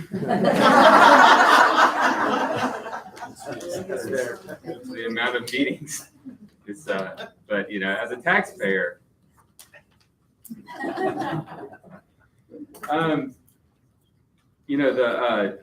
there's a lot of things about being a special needs parent. There's an essay out there called Welcome to Holland. And if you guys have never heard of it, I think you need to Google it. It's fantastic. And the whole premise of it is that, when you have a child and the child's going to be born, it's, we're planning this trip to Italy and we're going to see all these amazing things. And then when you board the plane and you land, the flight attendant says, welcome to Holland. I'm supposed to be in Italy. I'm in Holland now. Well, you're not leaving Holland. And, you go through all this stuff and the confusion and the doctors and the trips and, and then the home life. And it will literally knock the wind out of you. But then, the end of the poem is when you get to step back and take a break and you get to see, Holland's a beautiful place. It has windmills and tulips, Rembrandts. And so you get to say, well, it's different than everyone else. There's still a bit of beauty to it. And so I know that from my standpoint, every now and then, our breath gets knocked away, or in our case, we had an IEP meeting go wrong. It happens. It's no one's fault.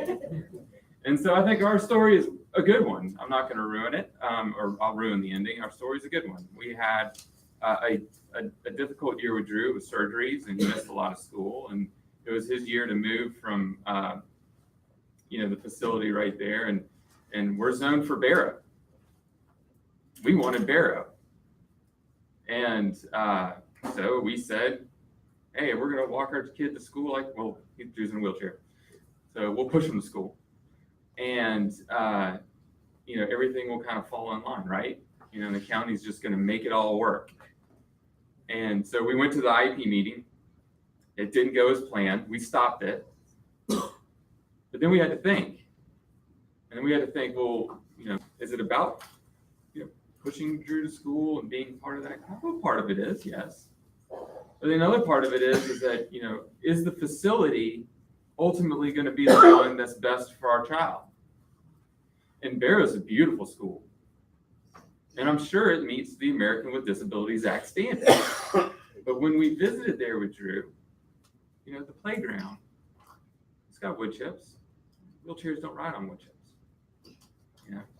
It has stairs, there's an elevator, but you know, it's on the other side of the school. And it just seemed like, for at least to me, and we still wanted Barrow, we were a little stubborn, we can be that way. But we were forcing a bit of a square peg in a round hole. And so after we talked it over and read our Westlaw books and, you know, talked about least restrictive environment and, you know, went and met with Heidi, who has a ninja level of acronyms. It is. She brought us in and said, let's have one more IEP meeting. Let's talk about, let me show you what we have in store. Let me show you what we have planned. And we met at the old Oglethorpe Avenue Elementary School. And we met someone who's still in my top 5 people in the world, which is Amy Bradbury. She's single-handedly changed Drew's life. And she showed us the team, the specialized team. It wasn't a homogeneous special needs program. It was a specialized mobility program. You know, we're very fortunate with Drew in that he can be the south end of a northbound mule from time to time, but you know, he loves his school. He loves his class. And he really wouldn't fit in at Alps where they were doing at that time, I guess at Alps, they were doing the ABA program. I don't think he would have thrived there. And y'all brought that to our attention because Alps is closer. So they really showed us what a specialized service model would look like. And they won us over. And Drew's been there this is his 3rd year. He started out with Amy Bradbury in a self-contained classroom for some of the day, but then he would push out into a typical classroom. At the end of his kindergarten year, we had our IEP and Annie's like, he's out. You know, he needs to be in that least restrictive LRE, sorry. Good job. I learned he needed to be in the least restrictive environment. And he loves his class. He loves his class. He has a parapro that helps him get, you know, to and from places, helps him get to the playground, helps him get to the restroom. But it's just the ability to specialize in a school system, I think outweighs the cost of fuel for the bus. Or I think it outweighs the burden that it placed on me to drive to Eastside last year. There's no easy way to get there or get back to my work, which is right over there. But it was worth it. It's absolutely worth it. Now he has a school that there's no telling how many hundreds of thousands of dollars that playground costs for him to have a wheelchair they can roll out on. And he gets to pick, you know, a couple friends to go over there and play. And they're all lobbying to get to go with Drew to play on the big pirate ship. But I run a business. I understand that we have budgets here too. You know, as much as I'd like to see a big pirate ship sitting at every school with, you know, the rubberized place where Drew can, you know, roll his wheelchair out there, that's not possible. That's not possible. So while I don't stand here and preach that my way is the highway, and I'm not saying that everyone's family should do it my way or our way, I feel like we've been very fortunate, very blessed, and had a lot of good people in our corner. I understand that the model for being able to, you know, go outside of your zone school in order to get the services that you need, while there are obviously some downsides to it, and if it's not done correctly, it could be a train wreck. When done correctly, when paid attention to, with parents' involvement, and obviously with you all's involvement, I think it's a model that can work. That homogeneous, all-in-one special needs doesn't quite get it, in my humble opinion. I think that if we can specialize in movement, orthopedic disorders, you know, blind, hearing impaired, behavioral autism, it allows for a focus that's not achievable. And I'll be happy to answer, you know, a handful of questions. So where's your son going to school? Oglethorpe Avenue. And so you just said in a word what we're trying to do equity-wise across our entire district. So So I really applaud you and I appreciate you sharing that with us, because if we can look at every single one of our children based on their needs, then I think we're gonna have a phenomenal school system for every child. I love I got to tour Overflow, but I got to see, the teacher was so proud. She says, and our kids can go out of their classroom onto the playground. That's how it was when I was in school a long time ago. I like that. So I'm excited about Overflow. Great things happening. Thank y'all. Thank you for being here. Thank you.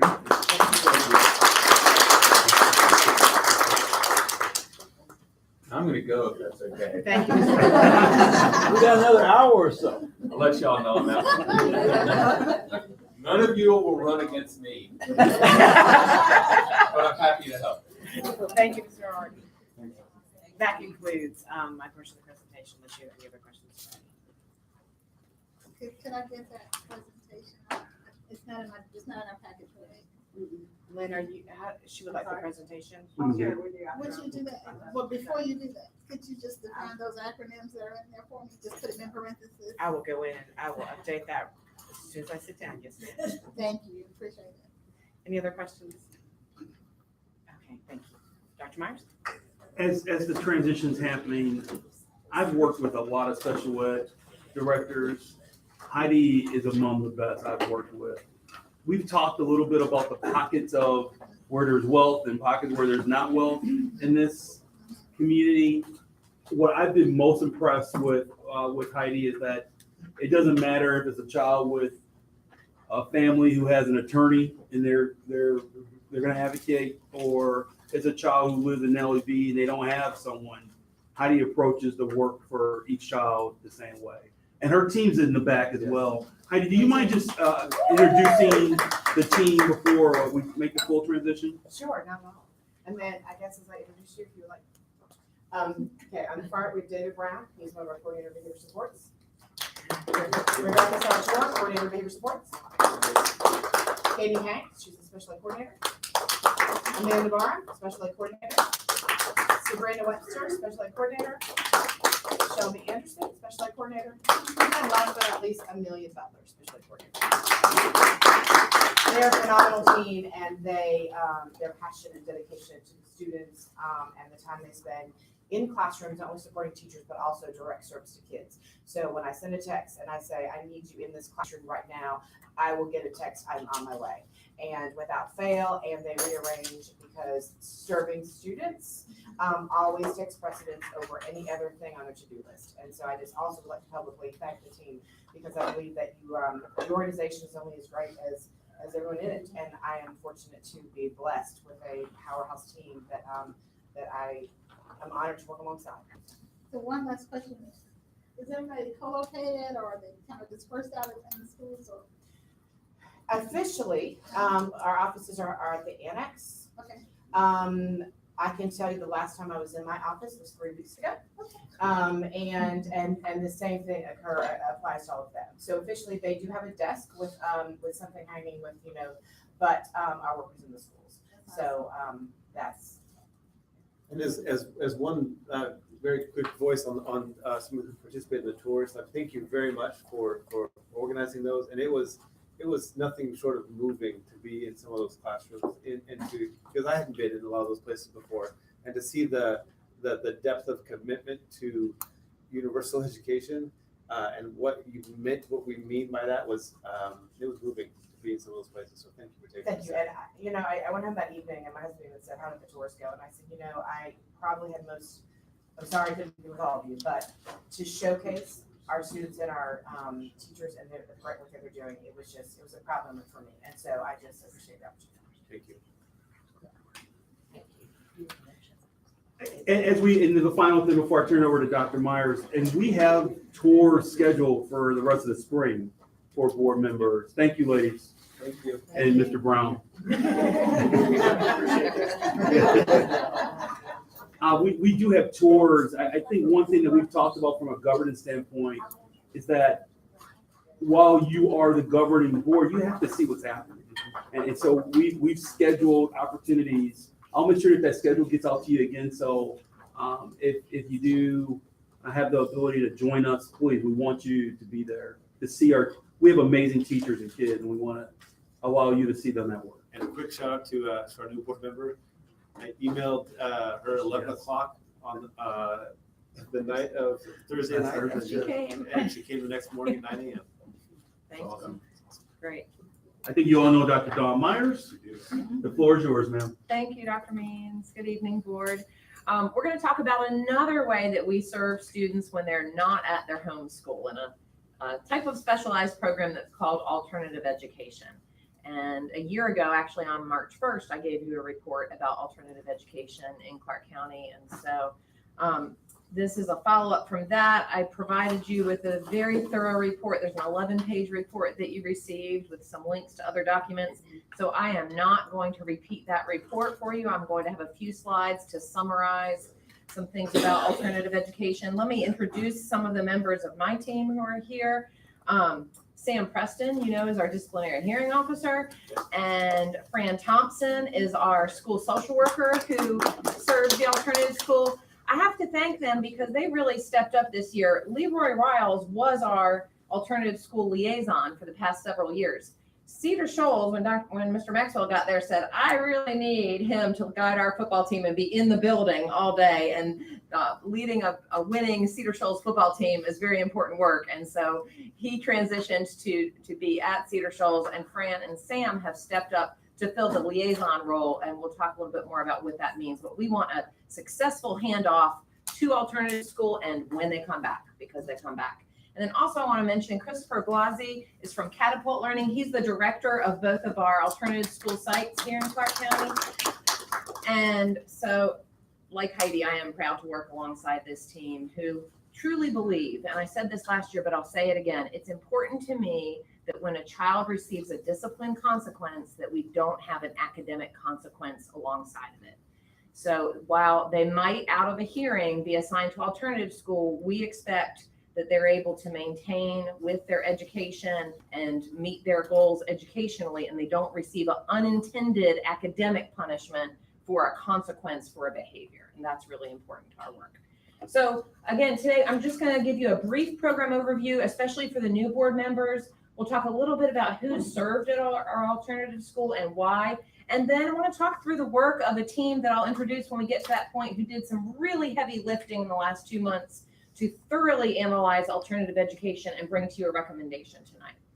So first, let me just say, we are required to have an alternative school for students in grades 6 to 12 who have been through their due process hearing and have been suspended more than 10 days from their school. And that's State Board Rule 160-4-8.12. So this is something that every school district in the state has, and we too have an alternative school. Just like Heidi gave you percentages, I think it's important to note that the students who are served, the middle and high schoolers, that we're only talking about middle and high in this presentation, I should say that as well, who are served in an alternative school represent a very small percentage of our total school population. 2% is the number that will be served, that were served last year and will probably be served this year in alternative school. That number has dropped steadily over the past 10 years. 10 years ago, and thank you to Lynn and her team for running this data for me, we were between 4 and 5% of all Clark County School District middle and high schoolers would see alternative school during the school year. So we've cut that in half, and I'm really proud of that work. That's a lot of teamwork in the schools. So a brief overview, let me walk backwards before we talk about what we do now, because the historical perspective of alternative school in Clark County is important, and for the benefit of new members as well. From as long as anyone can remember until 2010, we had something called SOAR Academy, and it was actually right upstairs on that top hallway in the old building, in the old Bernie Harris building that was here. It was in-house. We didn't contract it out. It was our employees. And in the last year of its operation, it cost $2.6 million. We had a lot of staff. Think about when that was. 10 years ago, we didn't have so many opportunities for online learning. So we had a lot of teachers. We had a lot of kids who were served in the SOAR Academy. And it was not without its challenges. And I'm going to leave it at that, but it was not without its challenges. In 2010, the board at that time made a decision. Some of it, you know, what was happening in 2010 with the economy. And so when I say we had a program that was $2.6 million, I'm sure some of some of that factored in. The decision was made to contract to a private company, and we did that from 2010 to 2017 with the Ombudsman Company. They're a private company out of Illinois, and I won't say anything more than that program was not without its challenges. A recurring theme. We're working, with tough situations. So that program also has challenges. From 2007 to now, we are working with the Catapult Learning Center. They're a company out of New Jersey.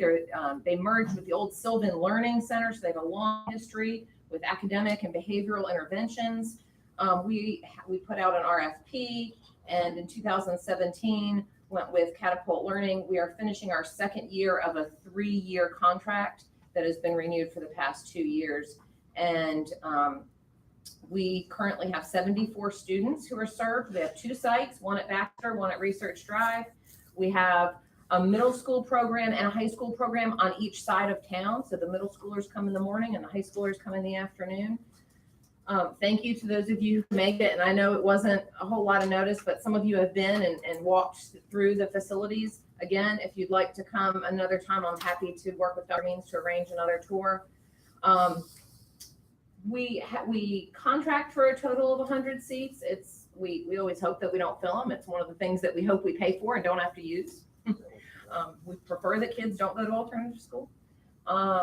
But these are what the sites look like. The middle schoolers arrive and we serve them breakfast. The high schoolers arrive and we serve them lunch. And then they have the rest of the time to work on social emotional learning and their academics. So again, we support through the district a part-time liaison, a part-time school social worker, and then Catapult has at each site a director, a regular ed teacher, a special ed teacher, a behavior or climate specialist, which would be like our behavior interventionist. And we have a registrar this year, which we're really happy that they have. It's helped a ton with scheduling, accuracy of grades and attendance and that type of thing. Yes. Just for completeness, how much did Ombudsman cost per year roughly, and how much is Catapult? Oh, Ombudsman was 1.1 or 2. It was right about that. And Catapult is 912.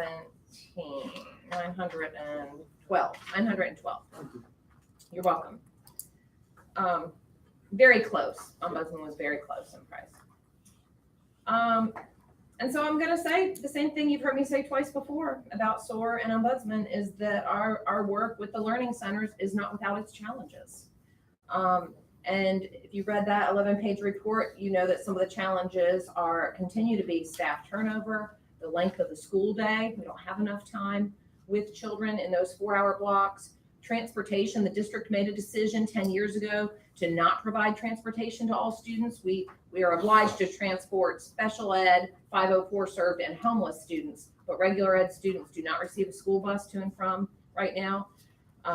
We have issues with credit and course completion, with behavioral de-escalation, staff. This is a long day for staff. That's a long day without much planning or meeting time. So some of it is we're not set up to maximize what we can do for students who need a lot of support. So I showed you this chart last year.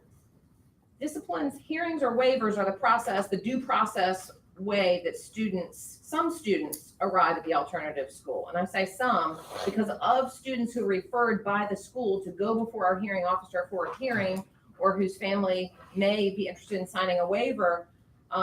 Only about 80% at the end of that process are assigned to alternative school. The other 20% might be found not guilty, might not be assigned to alternative school at all. We might have another option, or they might receive just a short-term 10-day suspension and at the hearing return to their home school. I mentioned last year's presentation was 2 days from now. It was on March 1st. And last year, at this year to date, we'd had 123 students. So it's amazing that we're within one. Yes, Greg. Yeah, Don, I've noticed in the packet that almost a quarter of the students, now this is from 2017 to 2018, right, were there on drug offenses. I'm going to talk about that. Can you? Okay. Yeah. Sure, Can you let me get to there because I want. Yeah, I'll sit on it. Yeah. Okay. I actually have a lot to say about that, Okay. and want to explain what's happened between then and now. But that does go right into what I want to show you with this. I broke it. Oh, Before sorry. you leave Yeah. that slide, you mentioned that there's a percentage of students that end up not going. Yeah. To Catapult. They may choose or there may be a 10-day suspension, some other option. What determines that? What's the what determines who goes to Catapult, who gets a 10-day suspension, Yeah. who has another option? So the hearing officer makes the decision based on the facts of the case and the findings of the case of whether the student violated the code of conduct, and then there's a recommendation from the school about what the consequence should be. But there's many reasons, so that's the process, is through the due process hearing. So there might be a recommendation for alternative school, but some children who are offered alternative school don't attend. If they're 17 and have 2 credits, they might say, I'm gonna go get a GED. And so they might take that option. So that's what I mean. These numbers about who comes to a hearing aren't commensurate with who is served in alternative school. There's other things that can happen. And I'm gonna talk about what we've done with first-time drug and alcohol offenders, and that would be an example of some go to a hearing because we're required to have a due process hearing if you have drugs at school, but we have other options than alternative school. We've differentiated some options for those students. So it's so specific. It's not a cookie cutter. There's not it all depends on the facts of the case and that student and their needs, their special needs. And so how then would one assure that there is fairness in the process if it depends on each case? Well, we make sure that for similar, every case is different. You know, every case is different.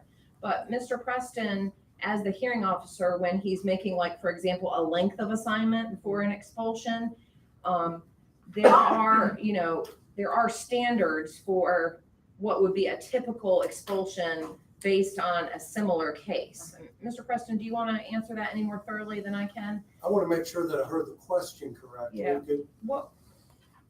I asked, what is the process? So Dr. Myers mentioned it depends on the specifics of the case. And so initially I asked what the process was, but then my follow-up was, how do you assure that it's a fair process and that there are not students, let's just say, who come in with similar cases, although each case is different, that come in with similar, I guess, facts to their case, but some may be given alternative school where some may be given a 10-day suspension, others may be, resolved in some other way. Okay. So I would say fair treatment is what I'm supposed to do. I mean, that's my job. And when I make decisions in the hearing, I need to take into account the age of the student, the severity of the infraction, and the student's disciplinary history.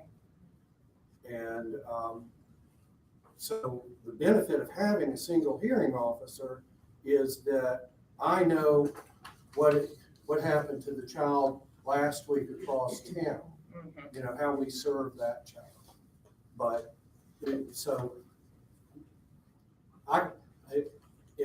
it's my job to make sure that the students are treated equitably.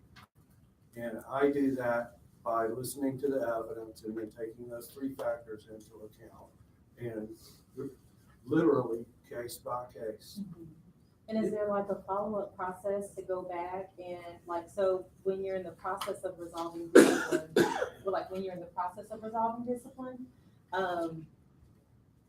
there's some value in hindsight, right? To evaluate, was this a fair process or have I resolved cases in a different manner? Is there a process by which you go back and review your resolutions to be sure that they are equitable? Yes, ma'am. I do a lot of professional reflection, and I spend a lot of time with a spreadsheet that has all of the cases. And so I will second that. Sam is very, very careful in his work and takes that job seriously. Yeah. May I add one Sure. more thing? The safety net is that if a family feels treated unfairly, then they can send the superintendent a note and ask the Board of Education to review the case. The board considers the record and then can uphold, modify, or, Yeah. uphold, modify, or otherwise. Alongside that, you had stated that, some students are not, given transportation, only the special students that have certain needs. So what happens to the students who are not provided transportation? Do they go through a hearing at that point, or they just at home? What happens to those students? So that's the only students who have been through a hearing, been found guilty, and been assigned to alternative school. Okay. And a student who's a regular ed student, right now, the decision that the board made years ago was they are not provided transportation, so their family is responsible. And that's part of the reason why we have middle school on each side of town and high school on each side of town, to reduce the impact on families to have to transport all across the county. So we're going to talk about that. Wait to my recommendation, because we're not entirely happy with that plan. And Fran can tell you that as the social worker, whose part of her job is solving that dilemma for a single working parent who's not on the bus line, and the child brought a gun to school and is expelled, or a knife, and is going to alternative school, and how are they going to get them in? That's a real problem, and it's a real struggle. And we work to try to creatively solve the problem, but without access to a school bus, without a budget to provide a school bus for those children, it's a challenge. And hold tight. We also share in that concern. It's in the recommendation. My question, go ahead. Yeah, does that answer it? What do? They sometimes don't come. I mean, that's what happens. They're not accessing the education that we're making available through alternative school. They ride the city bus. They ride the which, city, yeah. If anybody knows about the Clark County transit, the Athens transit system, it's not user friendly. Sometimes we have 11 and 12-year-olds having to navigate the city bus that takes a bunch of kids down to a depot where you have to change buses. It's really a tough situation. It's not ideal. No, It's not ideal. Okay. I broke it down by middle and high school.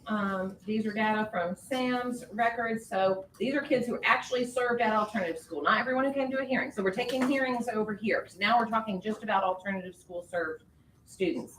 For middle school, these are the percent of students that are served for the different violations.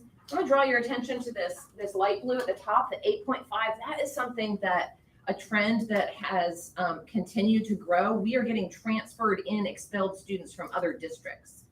And when we look at some of those hearing outcomes, that's really interesting to answer your question, Dr. Gant, to see how the reasons why other districts are expelling kids. A lot of times we get those and think, wow, we've handled that a different way. That wouldn't have come to a hearing here. But when they come in with an expulsion from another public school, just like we would want another public school to honor ours if they move, we honor that and they stay in alternative school. They transfer into alternative school through the length of that expulsion. But that's a growing number that are coming from other counties. And I don't think I saw it on the report. Is there a sense of, like, with weapons and, like knife, handguns, and I don't know where, like mace and things like that, I don't know where that category fall under, but has there been a sense of what percentage of these students who have weapons, what percentage of them were involved in cases where they have been the victims of bullying?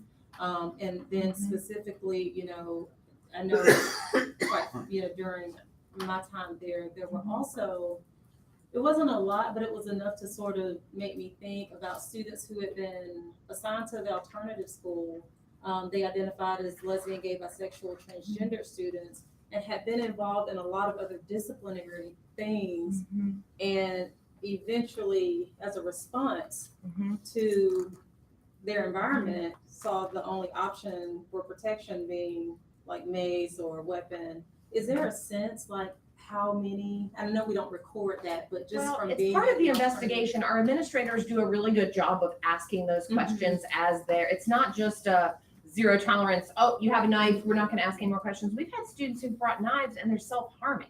They're not intending to harm anyone else. When someone pulls up their sleeve, they're cut. I mean, I know you know this professionally. So those are factors that are all considered in that investigation and working to resolve what the problem is that's behind the action that is a violation of the code and needs a response, but there's a reason. And I think that's what you're asking is, are we addressing what that reason is and getting the right help to something like very serious, Yeah. like bullying or being threatened. Mhm. There was a student that at one of our middle schools was walking to school because we have walking zones where school buses don't go to all the homes. And she had mace. And in the investigation, the principal asked her about it. And she said, my mom gave it to me. There's this creepy guy that's sitting outside his house on my walk home. My mom wanted me to be safe. Well, we handled that by calling mom. Mom said, yep, I gave it to her. So you confirm the facts of the case.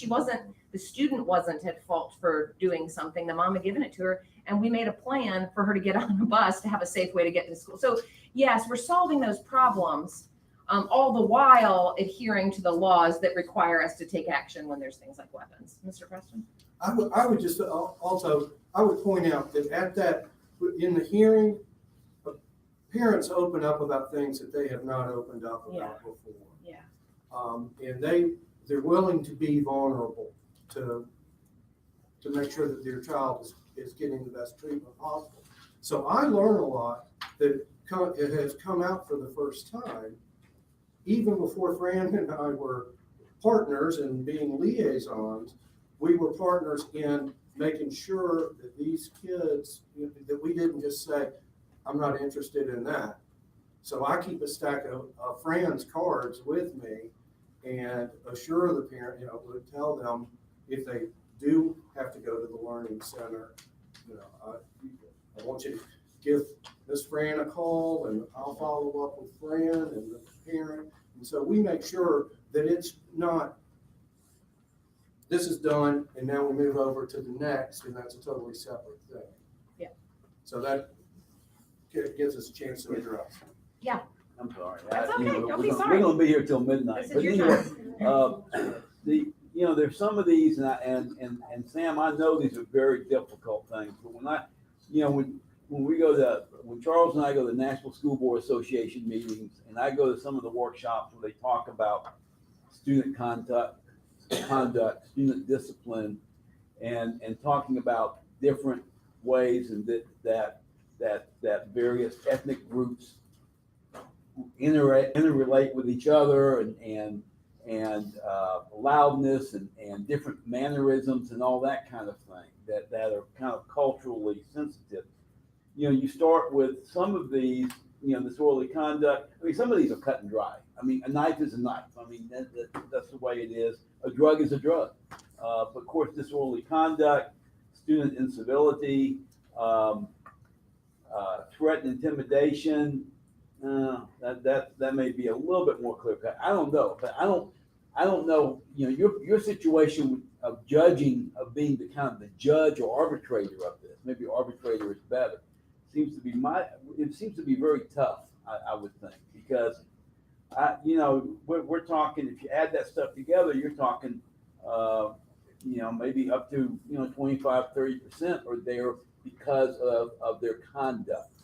Their interaction with staff, I would think, most of the time. That may be incorrect, but it's like but having been a teacher, I can understand, don't want to be disrespected either. I mean, I can't control the class if I'm disrespected. So yep. I just throw that out there. I don't know if you have any pearls of wisdom in terms of how you differentiate, what is behavior that is not polite and needs to be addressed versus, in one fashion versus behavior that just we have to set an example of some sort at the school to say this is over the top. Well, if I can, Mr. Davis, I think you're talking about the subjective and objective. Right. So Yeah. Dr. Richard Welsh, you are going to have a treat in May because we're going to talk about his research about our discipline trends that have gone back 4 or 5 years, about discipline trends in the subjective offenses and what's happened with that, and also about disproportionality. So we are looking at that to see what are the discipline consequences when it's a more subjective, but I can guarantee you no one's coming to a hearing because they were a little disrespectful. So that might be how it's coded, but it would be a chronic disruptive to the school type situation.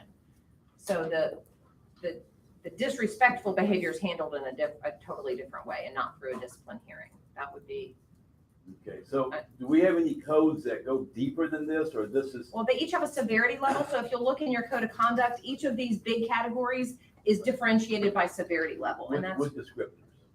yeah, with definitions that are provided by the state, so that we're all following the same. We got rid of a lot of this. We used to have rude and disrespectful behavior. When we revised the code 2 years ago, we said, that's not really how we want to describe students. And so we have gone with the state definitions. Yes, great question though. That's, let me show you high school, because there's some interesting trends with high school. If you'll see, the big categories in high school, there's a lot more fighting, battery, disorderly conduct. It's a lot more relational aggression. And I think our high school versus middle school administrators would say that's true. In high school, a lot, the fights could be severe fights. And those are ones that would be considered for a discipline hearing, the relational aggression. And so when we see those trends, we need to say, okay, so what are the gaps in the social emotional skills? Where's the self-management skills that we need to be remediating and reteaching and helping students learn? If a lot of the reasons why students in high school are ending up referred to a hearing are about relational aggression and anger management. And I have a suggestion that I want to bring to you, because we're thinking about how we can do something that's already working and pull in reducing some of those students' needs to go to a hearing. Can you speak to that attendance number? Yeah, so attendance, those are high school. You didn't see it in middle school because, you can't, it's hard to skip. It's harder to skip school. You probably have a couple, Christopher, that skip middle school. It's harder to skip when there's 3 hallways. It's easier to skip. So these are kids that are not where they're supposed to be, and in combination with other risky behaviors. So when you're on a campus, and this is not skipping a couple times, this is you are in the halls or in the bathroom, you are never where you need to be supervised by an adult, and it creates an unsafe school environment in a big comprehensive high school if we can never know where you are. And this is after, so please note, this is after months and months of behavior planning and attendance contracting and consequencing and incentivizing and creating all types of ways to motivate students to be where they need to be when they need to be there. So it's really the most extreme. And it's what I think we heard from the board is we need to make sure students are where they're supposed to be when they're supposed to be there to eliminate other bigger problems. So that's what that is. It is the most extreme cases of we just can't keep you where you're supposed to be. It's not truancy from school. It's not coming to school at all. That's handled through the juvenile court system. This is you're in the building and we can't find you, and we see you every once in a while and we can't get you to where you're supposed to be, and it creates an unsafe environment. Does that help? Dr. Myers. Yes, sir. In those figures, especially for high school, you'll find that repeat offenders, illustrators, security people spend 90% of their time chasing 10% of the students. Now, having said that, you're gonna get your school under control.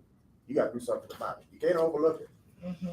Because out of that 10%, you can have 2 students that can ruin a school every day. And you can't sit back and smile at it. I know you've been in those shoes. I know you've been there, Mr. Worthy. Thank you. Absolutely. Let me show you really quick by source, so by school or by other reasons. So you can see some are transferred in. Previous year means that there could be a hearing that happens late in the school year, that the length of the time out of school and alternative school spans 2 different years. So those are kids that are served in 1 year, but their hearing was in a previous year. But here's the breakdown by our middle school students. Why, I mean, I'm assuming that there's a big difference between the 4 middle schools. Well, just we are very similar. Yeah. But isn't that Coral Middle School? Yeah, Dr. Marsha Thomas. So, schools are utilizing different ways of supporting students, and some of it is year by year. This might look very different next year. Let me just say, you can have 3 kids bring a knife to school at one middle school and your numbers are, because this isn't a big number of kids. Remember, this is a handful of kids. So even though these percentages look big, it's a percentage of a very small number of middle schoolers, of 35 middle schoolers. So it can swing very quickly, and You can have a massive fight and exactly, pick up 5 people. exactly, that's exactly right. So yeah. What percentage of, the middle school breakdowns and the high school breakdowns that were on the next slide, I Yep, think, this one. what percentage of those are, Black students? I'm getting ready to show you. Okay. You're reading my mind. I'm getting ready to show you. It's coming. And let me say, before I throw this up there, this is problematic. And these are slides that I said to Dr. Means, you want me to put them in? This is what we talk about. So let's talk about it. This is middle school by disability and race. This is our disproportionality.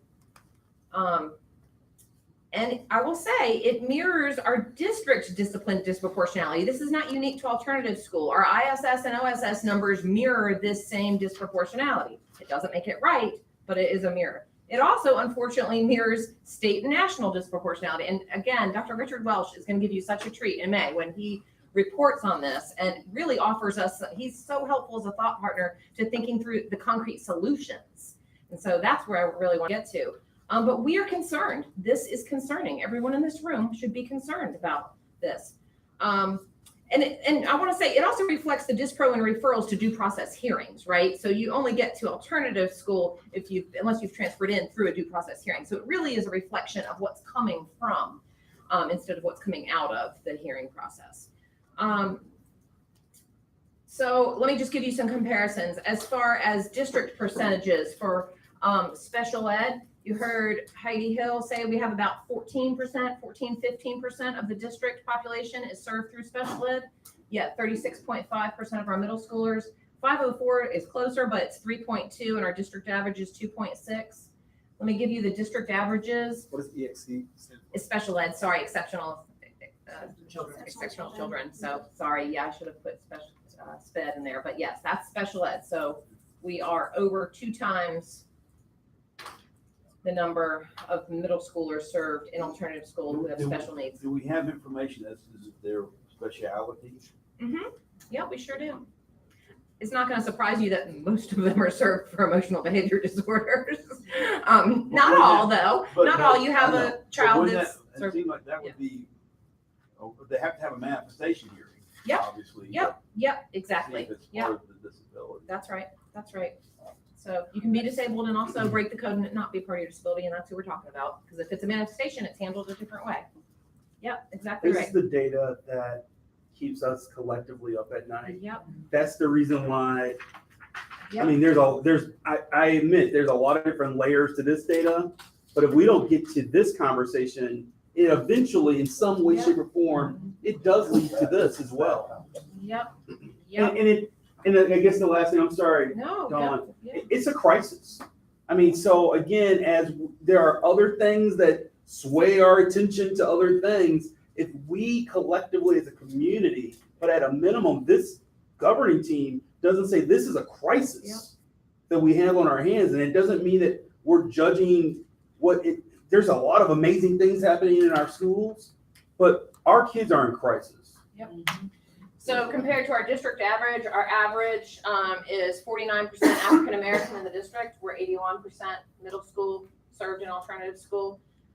Hispanic as a district, we're 25%, but only 8.3 at alternative school. White, we're 20% white as a district, and only 4.2 served in alternative school, and multiracial 4%. Let me show you for high school as well. It's very similar. So special ed students in the high school alternative school program, 37.9% of all alternative school students are served with an IEP. 84.6% are African American. So there's been a narrative of our teachers. Some people have said, are we supporting teachers in understanding the type of environments that they're teaching in, or the type of behaviors they're going to be confronted with? Are we giving the right mentorship? Are we giving people enough advance notice of here are I don't call them challenges, but the opportunities that you have if you work in Clark County? I think we could do a better job in mentoring. We could do a better job in teacher orientation and not just making it a situation that happens in July, but have it ongoing. So yes, I think we have some ways where we can support teachers differently, but it's not an either or. I think it's a yes and again. And yes, we have to discipline and teach differently.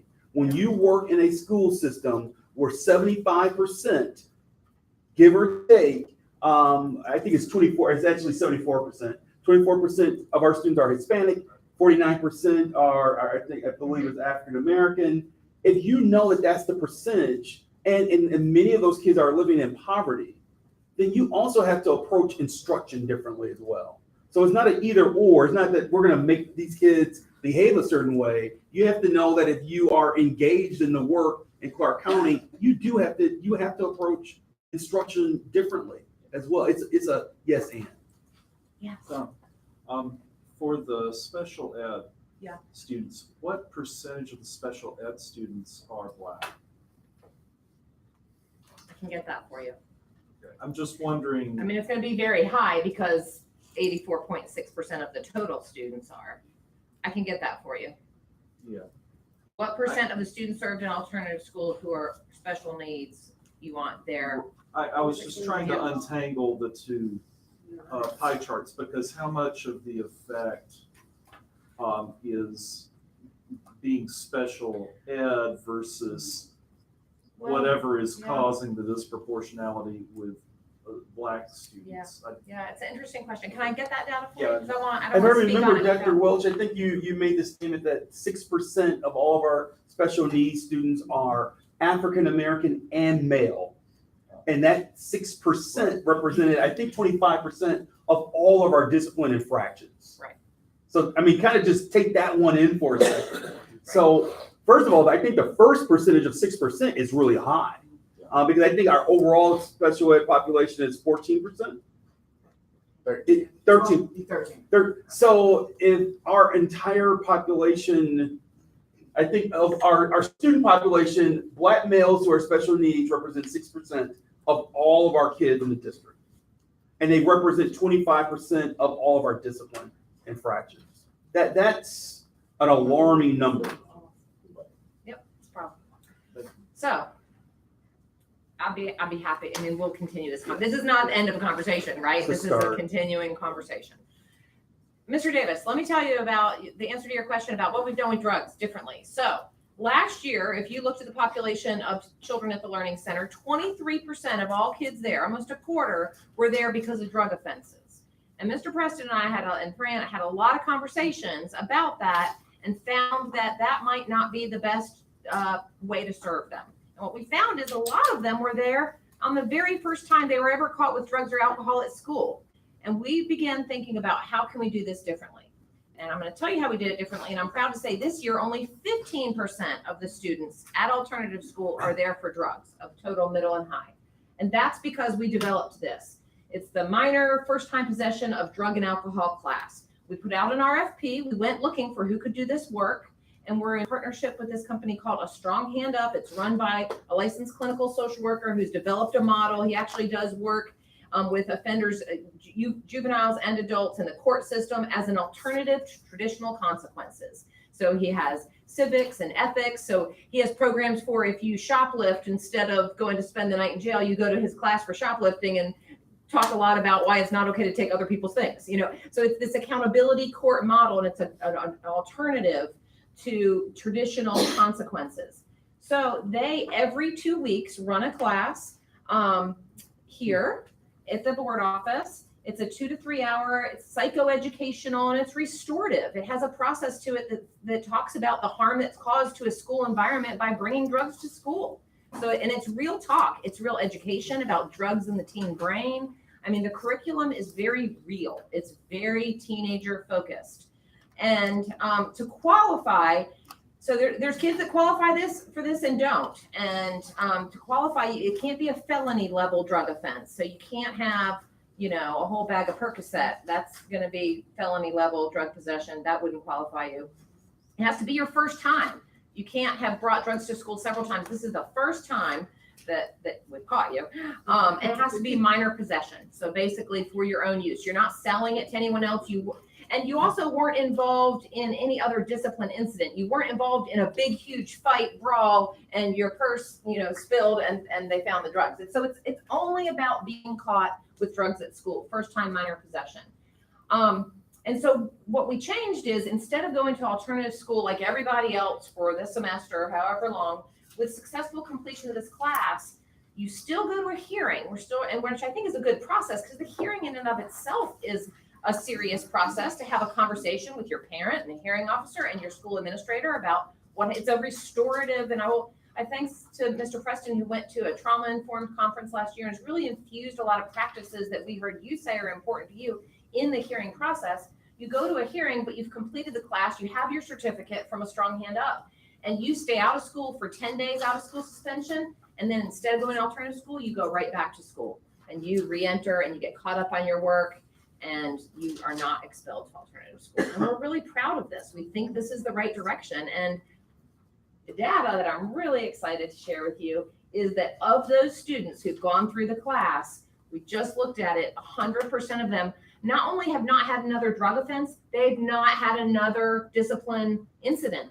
They've not had a reason to go to the office. So What's the number? Yeah, how many students? 14 students so far, 10 who were would be, in this class. this Some of them, so some students might have, it might be their second time around and they're not gonna be eligible for the get out of jail free and go back after 10 days, but we think the class is so good and when we have empty seats in it, we put whoever we can in it. But okay, so thanks, Mr. Preston. Of the 10 who were there for this reason, first time offenders, they've not had other discipline consequences. So that says to me, we got their attention, the class was helpful, they learned something, they're making better choices. I'm just really, really proud of this.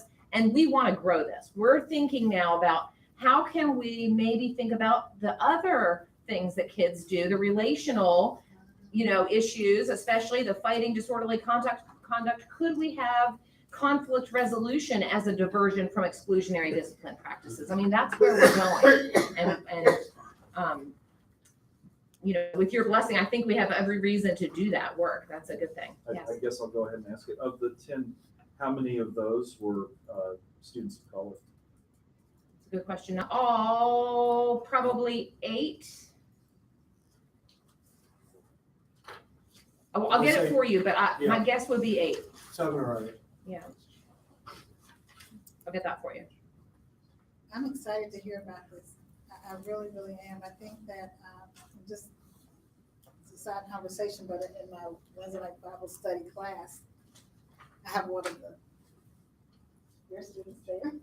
And so she's really doing much better. She's learning a lot from the experience of being at Catapult. And she's had challenges for a long time. Good. And I see her now being more of that person who diffuses situations that show up in class because they're still middle schoolers and high schoolers combined, and they still do the things that they do all the time. Yeah. But she has become a leader in our class, and I'm like, oh, never thought I would see that happen. So some good things are happening with the training that you're doing. So this is a strong hand. That sounds like it would be exciting. Yeah, I want to grow it. I want to develop this out. I want to see that happen. Okay. Is that a proposal? Yes, I know, the moment you've all been waiting for. So you saw the work we did. This was a team, and let me shout them out now. This was about a 15-member team who spent 3 whole days, 3 8-hour long days, 24 hours of work.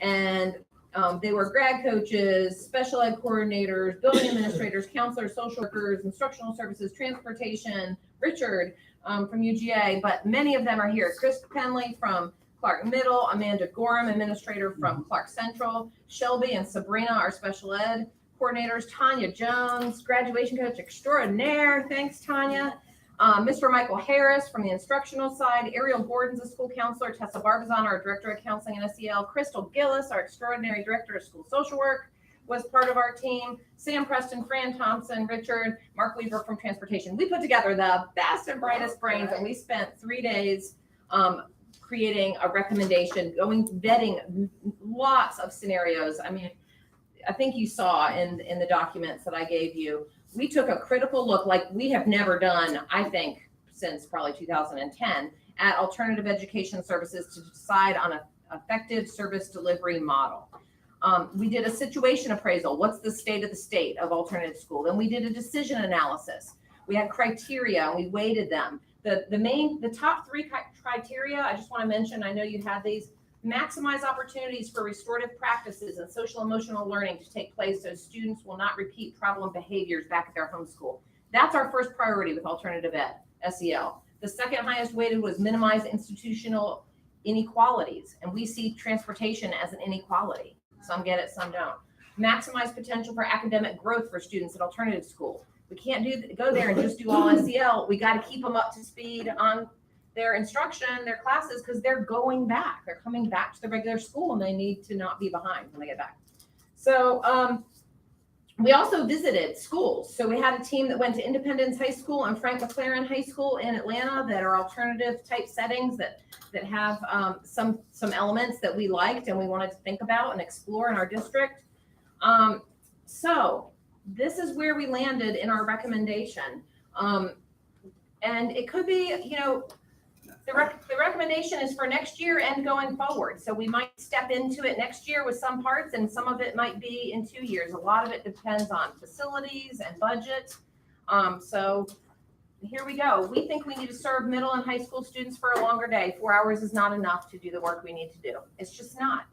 We need 6 hours. We worked with transportation. We don't have any more school buses to buy to transport them, which is our second recommendation. We need to provide transportation for all kids to alternative school, to provide access. The team felt so strongly about that one, so strongly.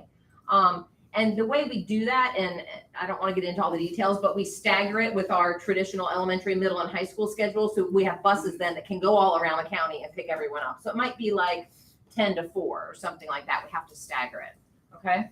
We want to increase teacher staffing because we really, with the longer day, we need middle school on one side of town and high school on the other, which is okay if we're busing them.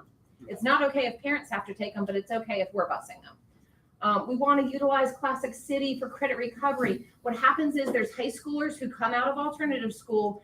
They came in credit deficient. Let's be real. And I say this to my high school colleagues because they say, you sent them back and they're failing the classes. And I say, yeah, you sent them to me and they were failing too. So, but when they come out, if we send them back to Cedar Central and they're so behind and they don't have a chance of earning that credit, it's setting them up not for success. So we want to set them up for success by a transition back through credit recovery in the smaller setting, where they've experienced success in alternative school. We can baby step them back into the bigger comprehensive high school. They can practice their skills. And the same thing for middle school. We want to have certified teachers in the middle schools positioned to have, right now ISS in middle schools is staffed by paraprofessionals. We want a place where kids can go to remediate their academics and get caught up and step in and out so that they don't so quickly go to a hearing. So the middle schools have a place, an accountability center, similar to some of the things our colleagues at Cedar are doing, where the option is not only out of school suspension or a hearing. Keep them at school and provide the kids what they need. And we can do that with 4 certified teachers in our middle schools to teach SEL skills and to help get them back on track without an out of school suspension. So that's our recommendation. We are exploring we're still in the middle of our budget process. We haven't, the budget's not to you yet. And so this is the work that's being done we want to deliver this model, and we want to do that either through extending the Catapult Learning contract for an additional year or moving to an in-house model and assuming all of those criteria and doing that on our own. Yeah. How much time is spent on SEL versus the students doing their actual work? Right now in the 4-hour block? Yes. Mr. Blasey? So we have a social skills class that we do once a week for 30 minutes. We also do something that's called GGI, which stands for Guided Group Interaction, which is about 10, 15 minute kind of check-in throughout or in the morning or the beginning of their day. So, I guess adding that up, 2 hours a week. We want to do more. That's why we want them for 6 hours. We want to do more of that. We want to spend time doing restorative circles, having, and they do now. That they're out there, and not only what they do at the Catapult centers, but we have partnerships with, and you saw this in your report, the community agencies, the counselors that are serving them. DJJ, many of these kids are also involved. The same reason they came to a hearing, they're involved with juvenile justice.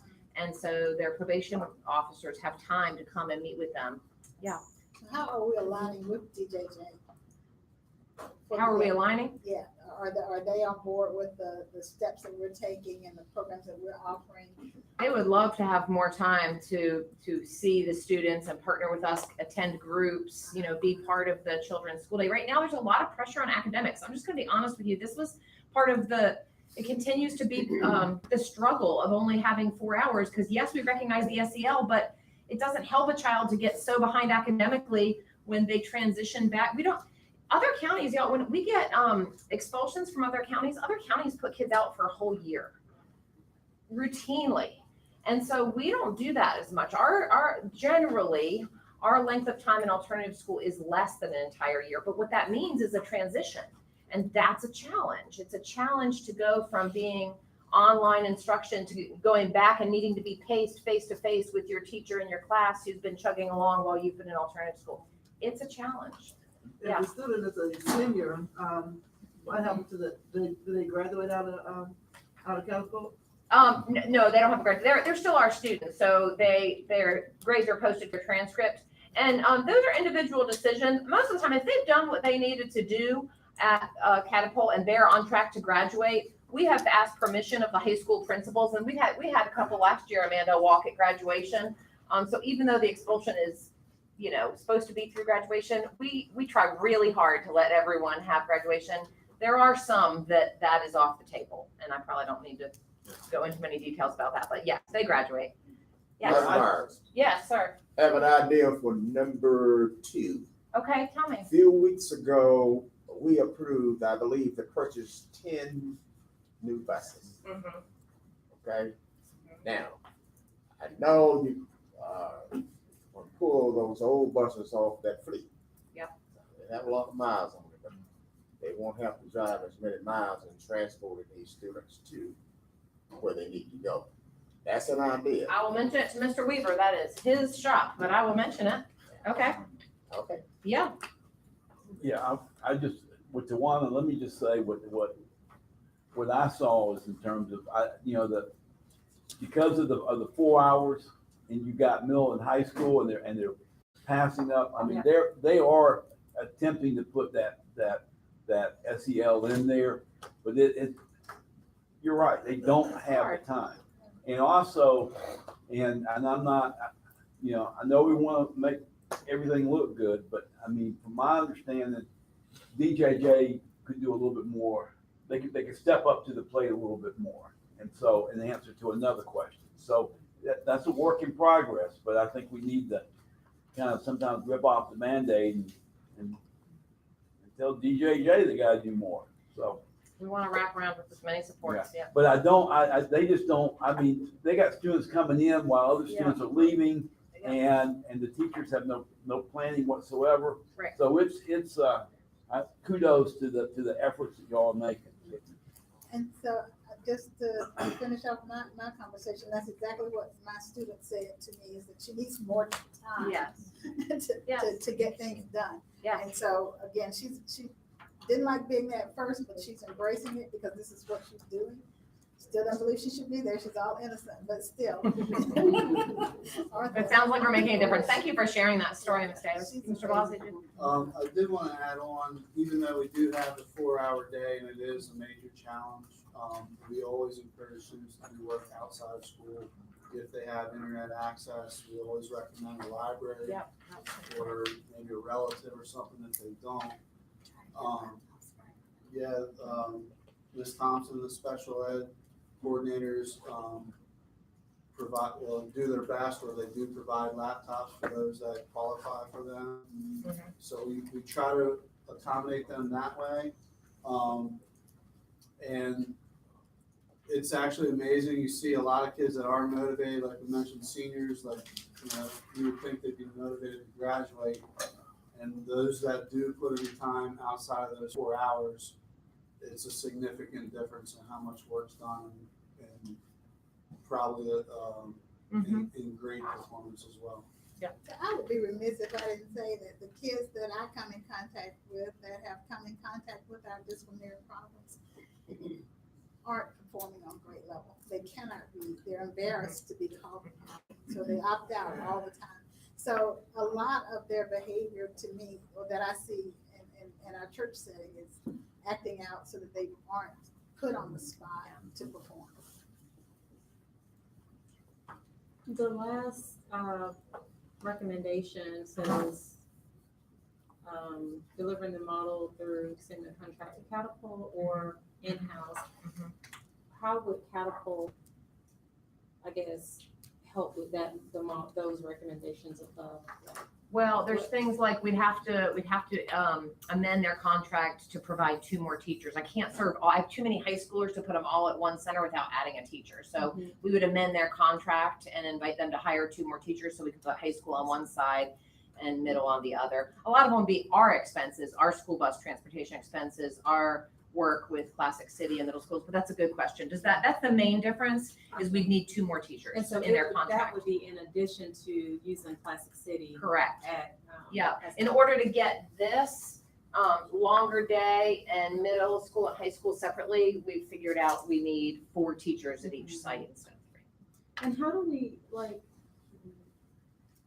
assure or address, I think there are structural things, right, that will help, like scheduling, having a physical person there, more teachers, but there's still something about the quality of interactions that happens between students and teachers in alternative environments.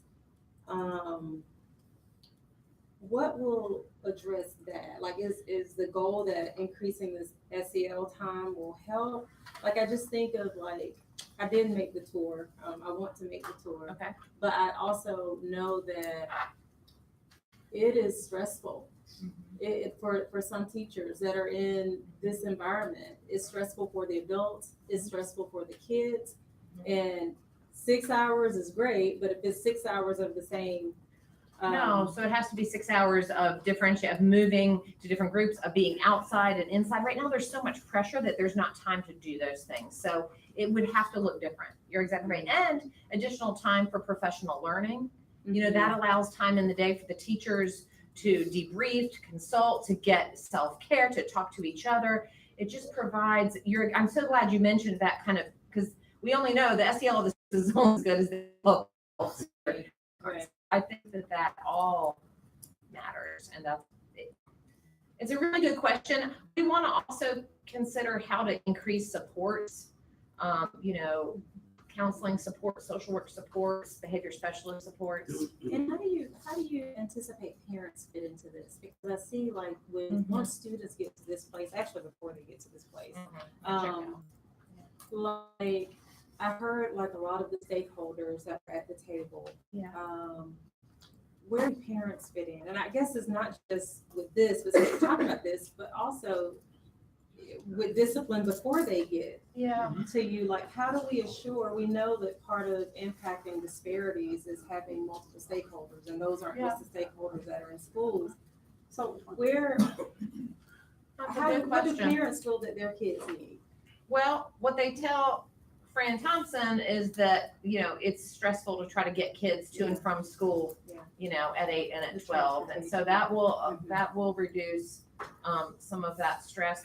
We have really good participation from parents at alternative school. They come to the transition meetings. They come to parent-teacher conferences. So we have good involvement. And really a lot of this is due to Fran. Fran is out in the homes, making connections between home and school. Her work is so critical because those relationships are ruptured a lot of times. You're right, it doesn't start then. It started before that. And so building trust and putting in place what the kids need, and then building for a successful transition back. But I appreciate your question. Let me make sure that that this model, we get some of that stakeholder feedback. I think that's a really critical piece. We have it anecdotally, but we haven't had a formal process. One question, one comment. So you talked about credit recovery, not falling behind, and especially for the kids at the end of their high school career, there's got to be some kids that are just not going to make that graduation line. Are there also GED alternatives that are available within? Yeah. Once Let me the- say, once- there's so few students that go to alternative school that are seniors, Okay. like 2 or 3 a year. Like if you make it to that, you have a lot to lose, I will say. And Yeah, talk yeah, about some, appeals and first time possession. I think, I don't want this to be kindergarten for the actual criminal justice world, right? And so I think the language kind of, That's a noble cause.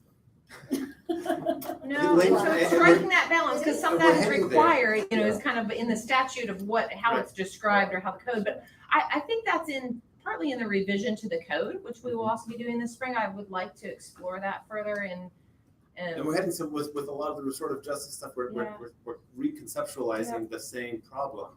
Yeah. And I hope we can also be thinking about the language we use. To not criminalize. Yep. Thank you for that. I've taken a lot of your time, but thanks for your great questions. Thank you so Really. much. Yeah, I appreciate your interest. I mean, I said it's a small number of kids, but I've said too, if we can get it right for these kids, we can get it right for all kids. It's really important that we do this work well. So thank you for your commitment. I hope for your commitment to bringing this to scale as we bring you a budget. One other thing, if, Don, and you may have this data already, but in terms of, Charles said that we have repeat offenders. That was not my impression that we're doing today. But do you have? I do have that of how many students have been multiple times. I can get you that. Yeah. It's not, most students visit us once. Yeah, that's what my impression. Yeah. Thank you. You're welcome. Thank you to all the people who put in a lot of work with Dr. Myers on behalf of the board. Thank you so much for the work you put into this, and keeping us well informed. Dr. Mayor, do you mind on the slide, the presentation that Heidi gave to give the breakdown by race on that one, like the one that was on this one? You want it broken down by race? Which slide? Disability slide. You want to know what's the racial breakdown? Ms. Hill, did you hear the request The racial breakdown of our students who are in special education? at the alternative school. No, general overall of all the students who are special needs or identified as special ed in the district. What's the racial demographic breakdown? Like this minute or? No. No. No, not right now. You can't do it? No, I think I did have that actually. When we send the information to them. Yes, sir. Yes, ma'am. Thank you. Not right now, no. Couldn't even say my kids' names right now. Okay, so the next section of our agenda, we have a few items for consideration on the consent agenda, and just for brand new board members, these are items that we discuss now when we package together in a big group and approve all at one time at our business meeting. So now's the time to talk about them if we want to. We have a number of field trips, out-of-state field trips that we need to, if it's okay, put on consent agenda. Sound okay? There's a handful of them just to make you all jealous. I am going to be going on the Jekyll Island field trip. How did that happen? Parent chaperone. Dr. Child, I'm telling you, it's coming.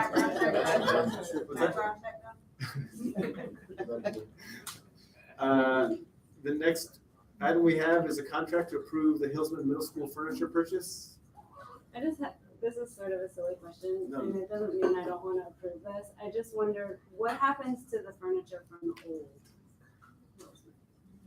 We go and examine it, and one, furniture that's left that's remaining and is good, we put it in the warehouse. That way, when we get more classes in the other schools, we have that furniture. Then the other stuff gets declared salvage, and it gets, it'll be scrapped or, that kind of thing. In the past, we've tried to sell it, and you actually spend more money handling it to do it, and we end up having to get rid of it anyways, because most people are able to come and get rid of it. So there's a policy for getting it declared surplus, and then we handle it through that purchasing. Thank you. I forgot to see who got that contract. I'll go back and read it. Any other questions about this furniture contract? we go ahead and place it on the consent agenda? Gotta have furniture. Got our furniture. Standing desks, celebration. Okay, great. I think that is all for our consent agenda. We don't have anything other agenda items. We talked about the legislative update. So that's been handled. There were some jobs under personnel. Just, I mean, there's a few items of significance. I'll start from the bottom up. Our contract list for the 1920 school year goes out. You see that entire list. So that's before you. These are for all of our employees of the district, right? Certified employees. Certified. Yes. And those, you said those go out on the 8th? And in terms of administration, that's still, in terms of placement, is up to your discretion, right? In terms of Final placement, yes. final But placement. we, Ms. Duke, and Mr. Hamill are working very hard to try to reconcile that as much as possible right now, so that people know, as much as we can say, this is your location for next week. You have other person. You have a question on that? You mentioned the contract list. Yes. When we did our new board member orientation, there were some things mentioned as it related to HR. So with this contract list, the people that are not on the contract list, are they already aware that they're not on the contract list? Yes. Yes. Those conversations have been, we're conducting those conversations currently. Great. So then moving on to your other. Then there's the general just personnel list for the month of March. And I think that's pretty pedestrian in terms of that list. And then finally, per board policy, any administrative positions that are new those job descriptions must be approved. And so there's 4, but they're not 3 of the 4, actually 3.5 of the 4 are not new positions. And Mr. Guy sent a document to you. So, so it looked, you have 4. The current position of executive director, we have an executive director of elementary education, executive director of secondary education. It's our recommendation that these positions kind of be split out and one position become the executive director of leadership development. In other words, this is the person who's working on developing principles. You heard a little bit tonight, the stronger the principal, the stronger the school. And if you have someone who's focused on developing principles and being there for principles, that's greater support not only for those principals, but for the schools. In our analysis of our district services, in terms of what we do in servicing schools, we recognize that Ms. Duke she's by herself. She's trying to do human resources. And this is a large organization with thousands of employees. And so it's our recommendation that we do away with the executive director of secondary ed, and you create a position of executive director of talent management and organizational development. So if you really want to focus on minority recruitment, you have to have someone who's thinking about that constantly. If you want someone who's going to go out and go to different colleges and universities and establish relationships, you have to have someone who's doing that work. But you also have to have someone who's working with principals and buildings to identify where is the talent and what do you do to build people's capacity. The third position is executive director of innovation and strategy.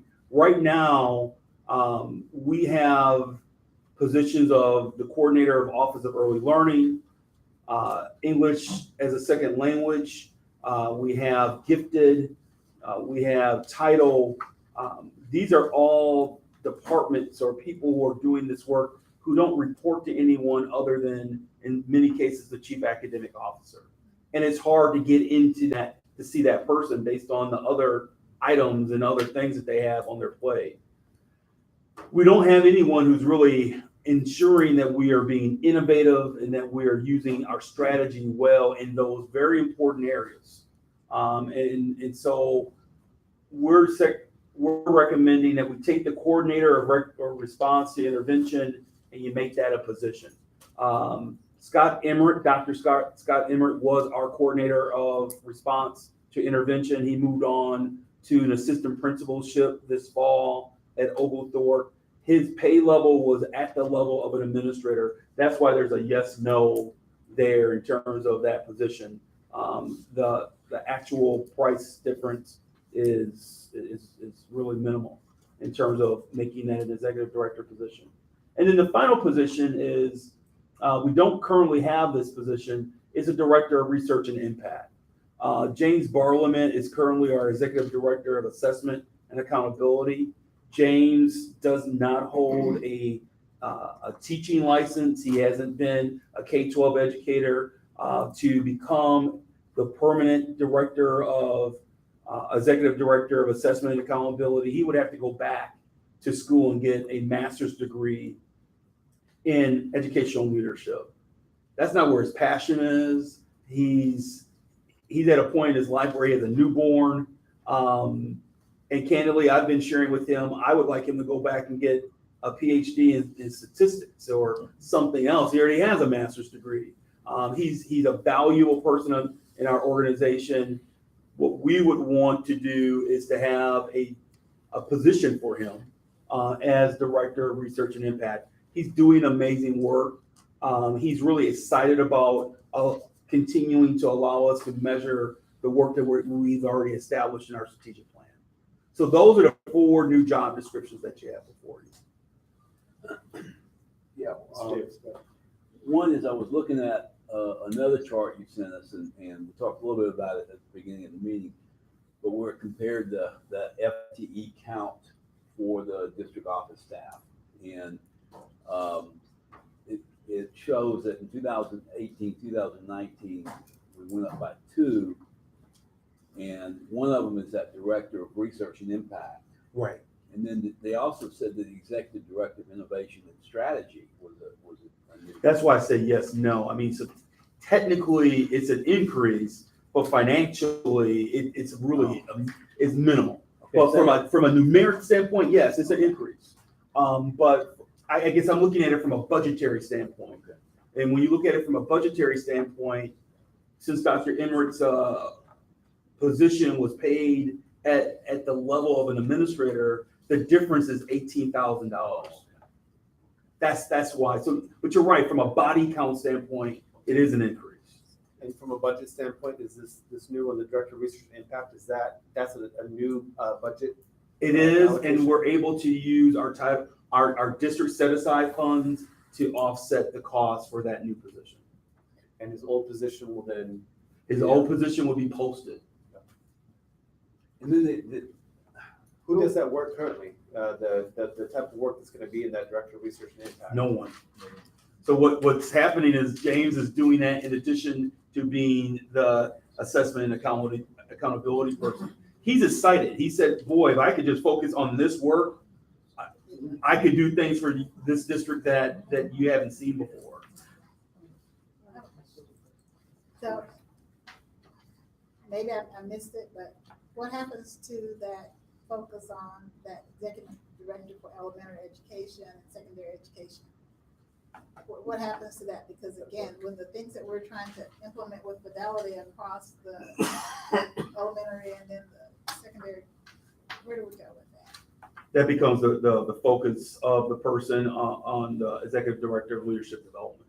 Because now you're not dividing it by elementary and secondary. You have someone who, while we may consider ourselves a large district in Northeast Georgia, we're not a large district. And so to have the responsibility of 18 to 20 principals is not overwhelming for an executive director of leadership development.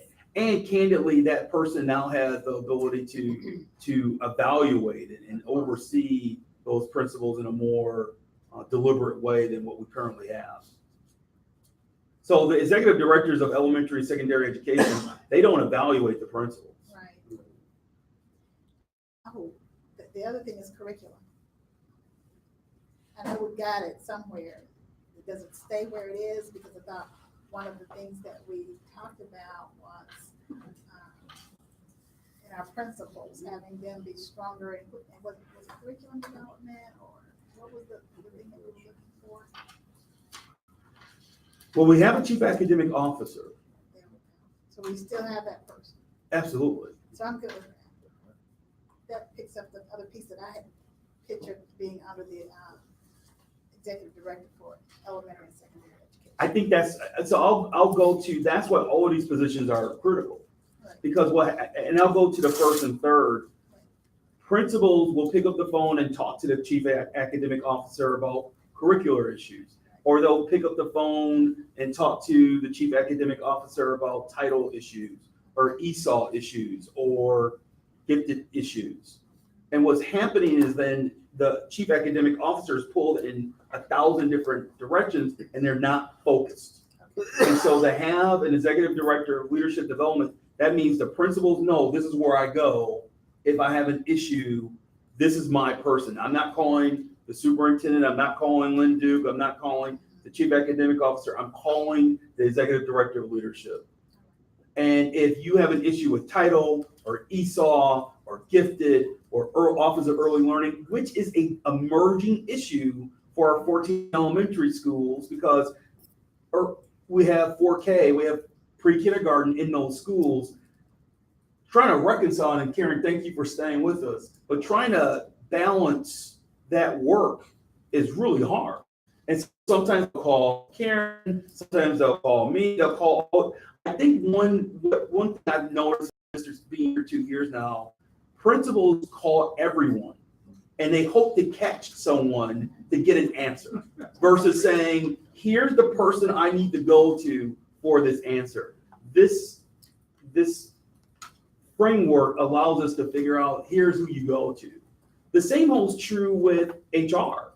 So Lynn is working very hard, but if there's a teacher who we need to help grow their capacity, she can't deal with every principal in addressing that issue. Or if a principal has a hard to hire position, or if they want to diversify their staff, Lynn can't be that go-to person all the time. If you have a number 2 in HR that you can pick up the phone and say, here's my issue, help me walk through it, that will help principals identify who they need to talk to. So often we talk about documentation and making sure that we're giving teachers really good feedback on what's happening in the classroom. That's where this executive director of talent management and organizational development comes into play. We added organizational development because so often we have people in our buildings who we could grow their capacity. One of the main jobs that this person would have is making sure that our mentoring program is really robust, that it's just not meeting with new teachers when we hire them in July and never see them again. That this person is going to structure a program that is continual and ongoing, and we're supporting teachers. So that's the logic for these 4 job descriptions before you. Going back to the board report, the personnel, can you remind me, are the exit interviews already occurring? They start this spring. Okay. So we believe that post contracts going out, we'll start seeing movement of some people deciding I'm not coming back, and we'll have those in place this spring. And more of a formality question. So when we, I guess, approve or accept these items that are under this area, personnel recommendations, what does our vote mean? That we've seen it, that we agree with it, that we like it, that we read it? What does it mean? That we approve the recommendation of the superintendent. So the recommendation of the superintendent on this is to establish these positions. So we say, yeah, that sounds like a good idea. The recommendation is that you hire these people for March. We say that's a good idea. all You're, these you're contracts. speaking right now of the job description, right? Are you talking about, you're talking Each about? each one of these is a She's separate. talking about the longer. So, list. so I think Dr. Gant's question is actually a question I have had over the years with board members, especially when it's the contract list for the next school year. And, you know, does that mean I'm endorsing every name on this list and where they're going? And that's a good question. I would say that you are approving HR's ability to start staffing for the next school year. It's not that you're giving an individual endorsement of each person on that list. Okay, and so that would be the same with the approval of the personnel recommendations as well, right?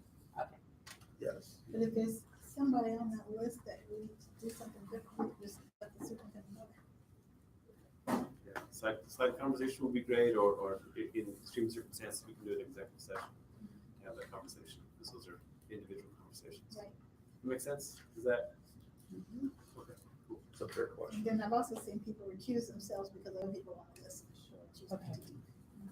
Now, it's already off the screen, but there was one, what, you said one position, it's a yes, no, and now tell me again, where is the coordinator response right now? How is that person funded again? You said it, but I can't remember. So the coordinator of response to intervention or the coordinator RTI was paid at an administrator level. And so by creating the executive director of innovation and strategy, is it creating a new administrative position? Yes. From a body count standpoint, from a budgetary standpoint, it's a difference of $18,000. So how are they paid before in different pots? I don't think it's an issue of what line item it's coming Okay, from. Okay. Oh, you mean the whole position? Yes, sir. Is disappearing? Yes, sir. Okay. Which now that's part of the duty of the executive director of Okay. innovation and strategy, Okay, I got you. of making sure that our teachers are doing good work with RTI. And just for curiosity, when do you expect to propose recommendations for these positions? We're late. So if we are able to move forward and you have an affirmative approval on the 7th, we will post on the 8th. Gotcha. Because we're actually behind. We want to try to get good talent in these areas. And now please note that we have an executive director or executive directors of elementary, secondary ed. So we have a vision for where those folks could go. We just need per policy, we have to have you approve those positions. I'm concerned so 3 of the 4 positions, we know we have people internally that can do the work. So James Barlament will be the director of research and impact.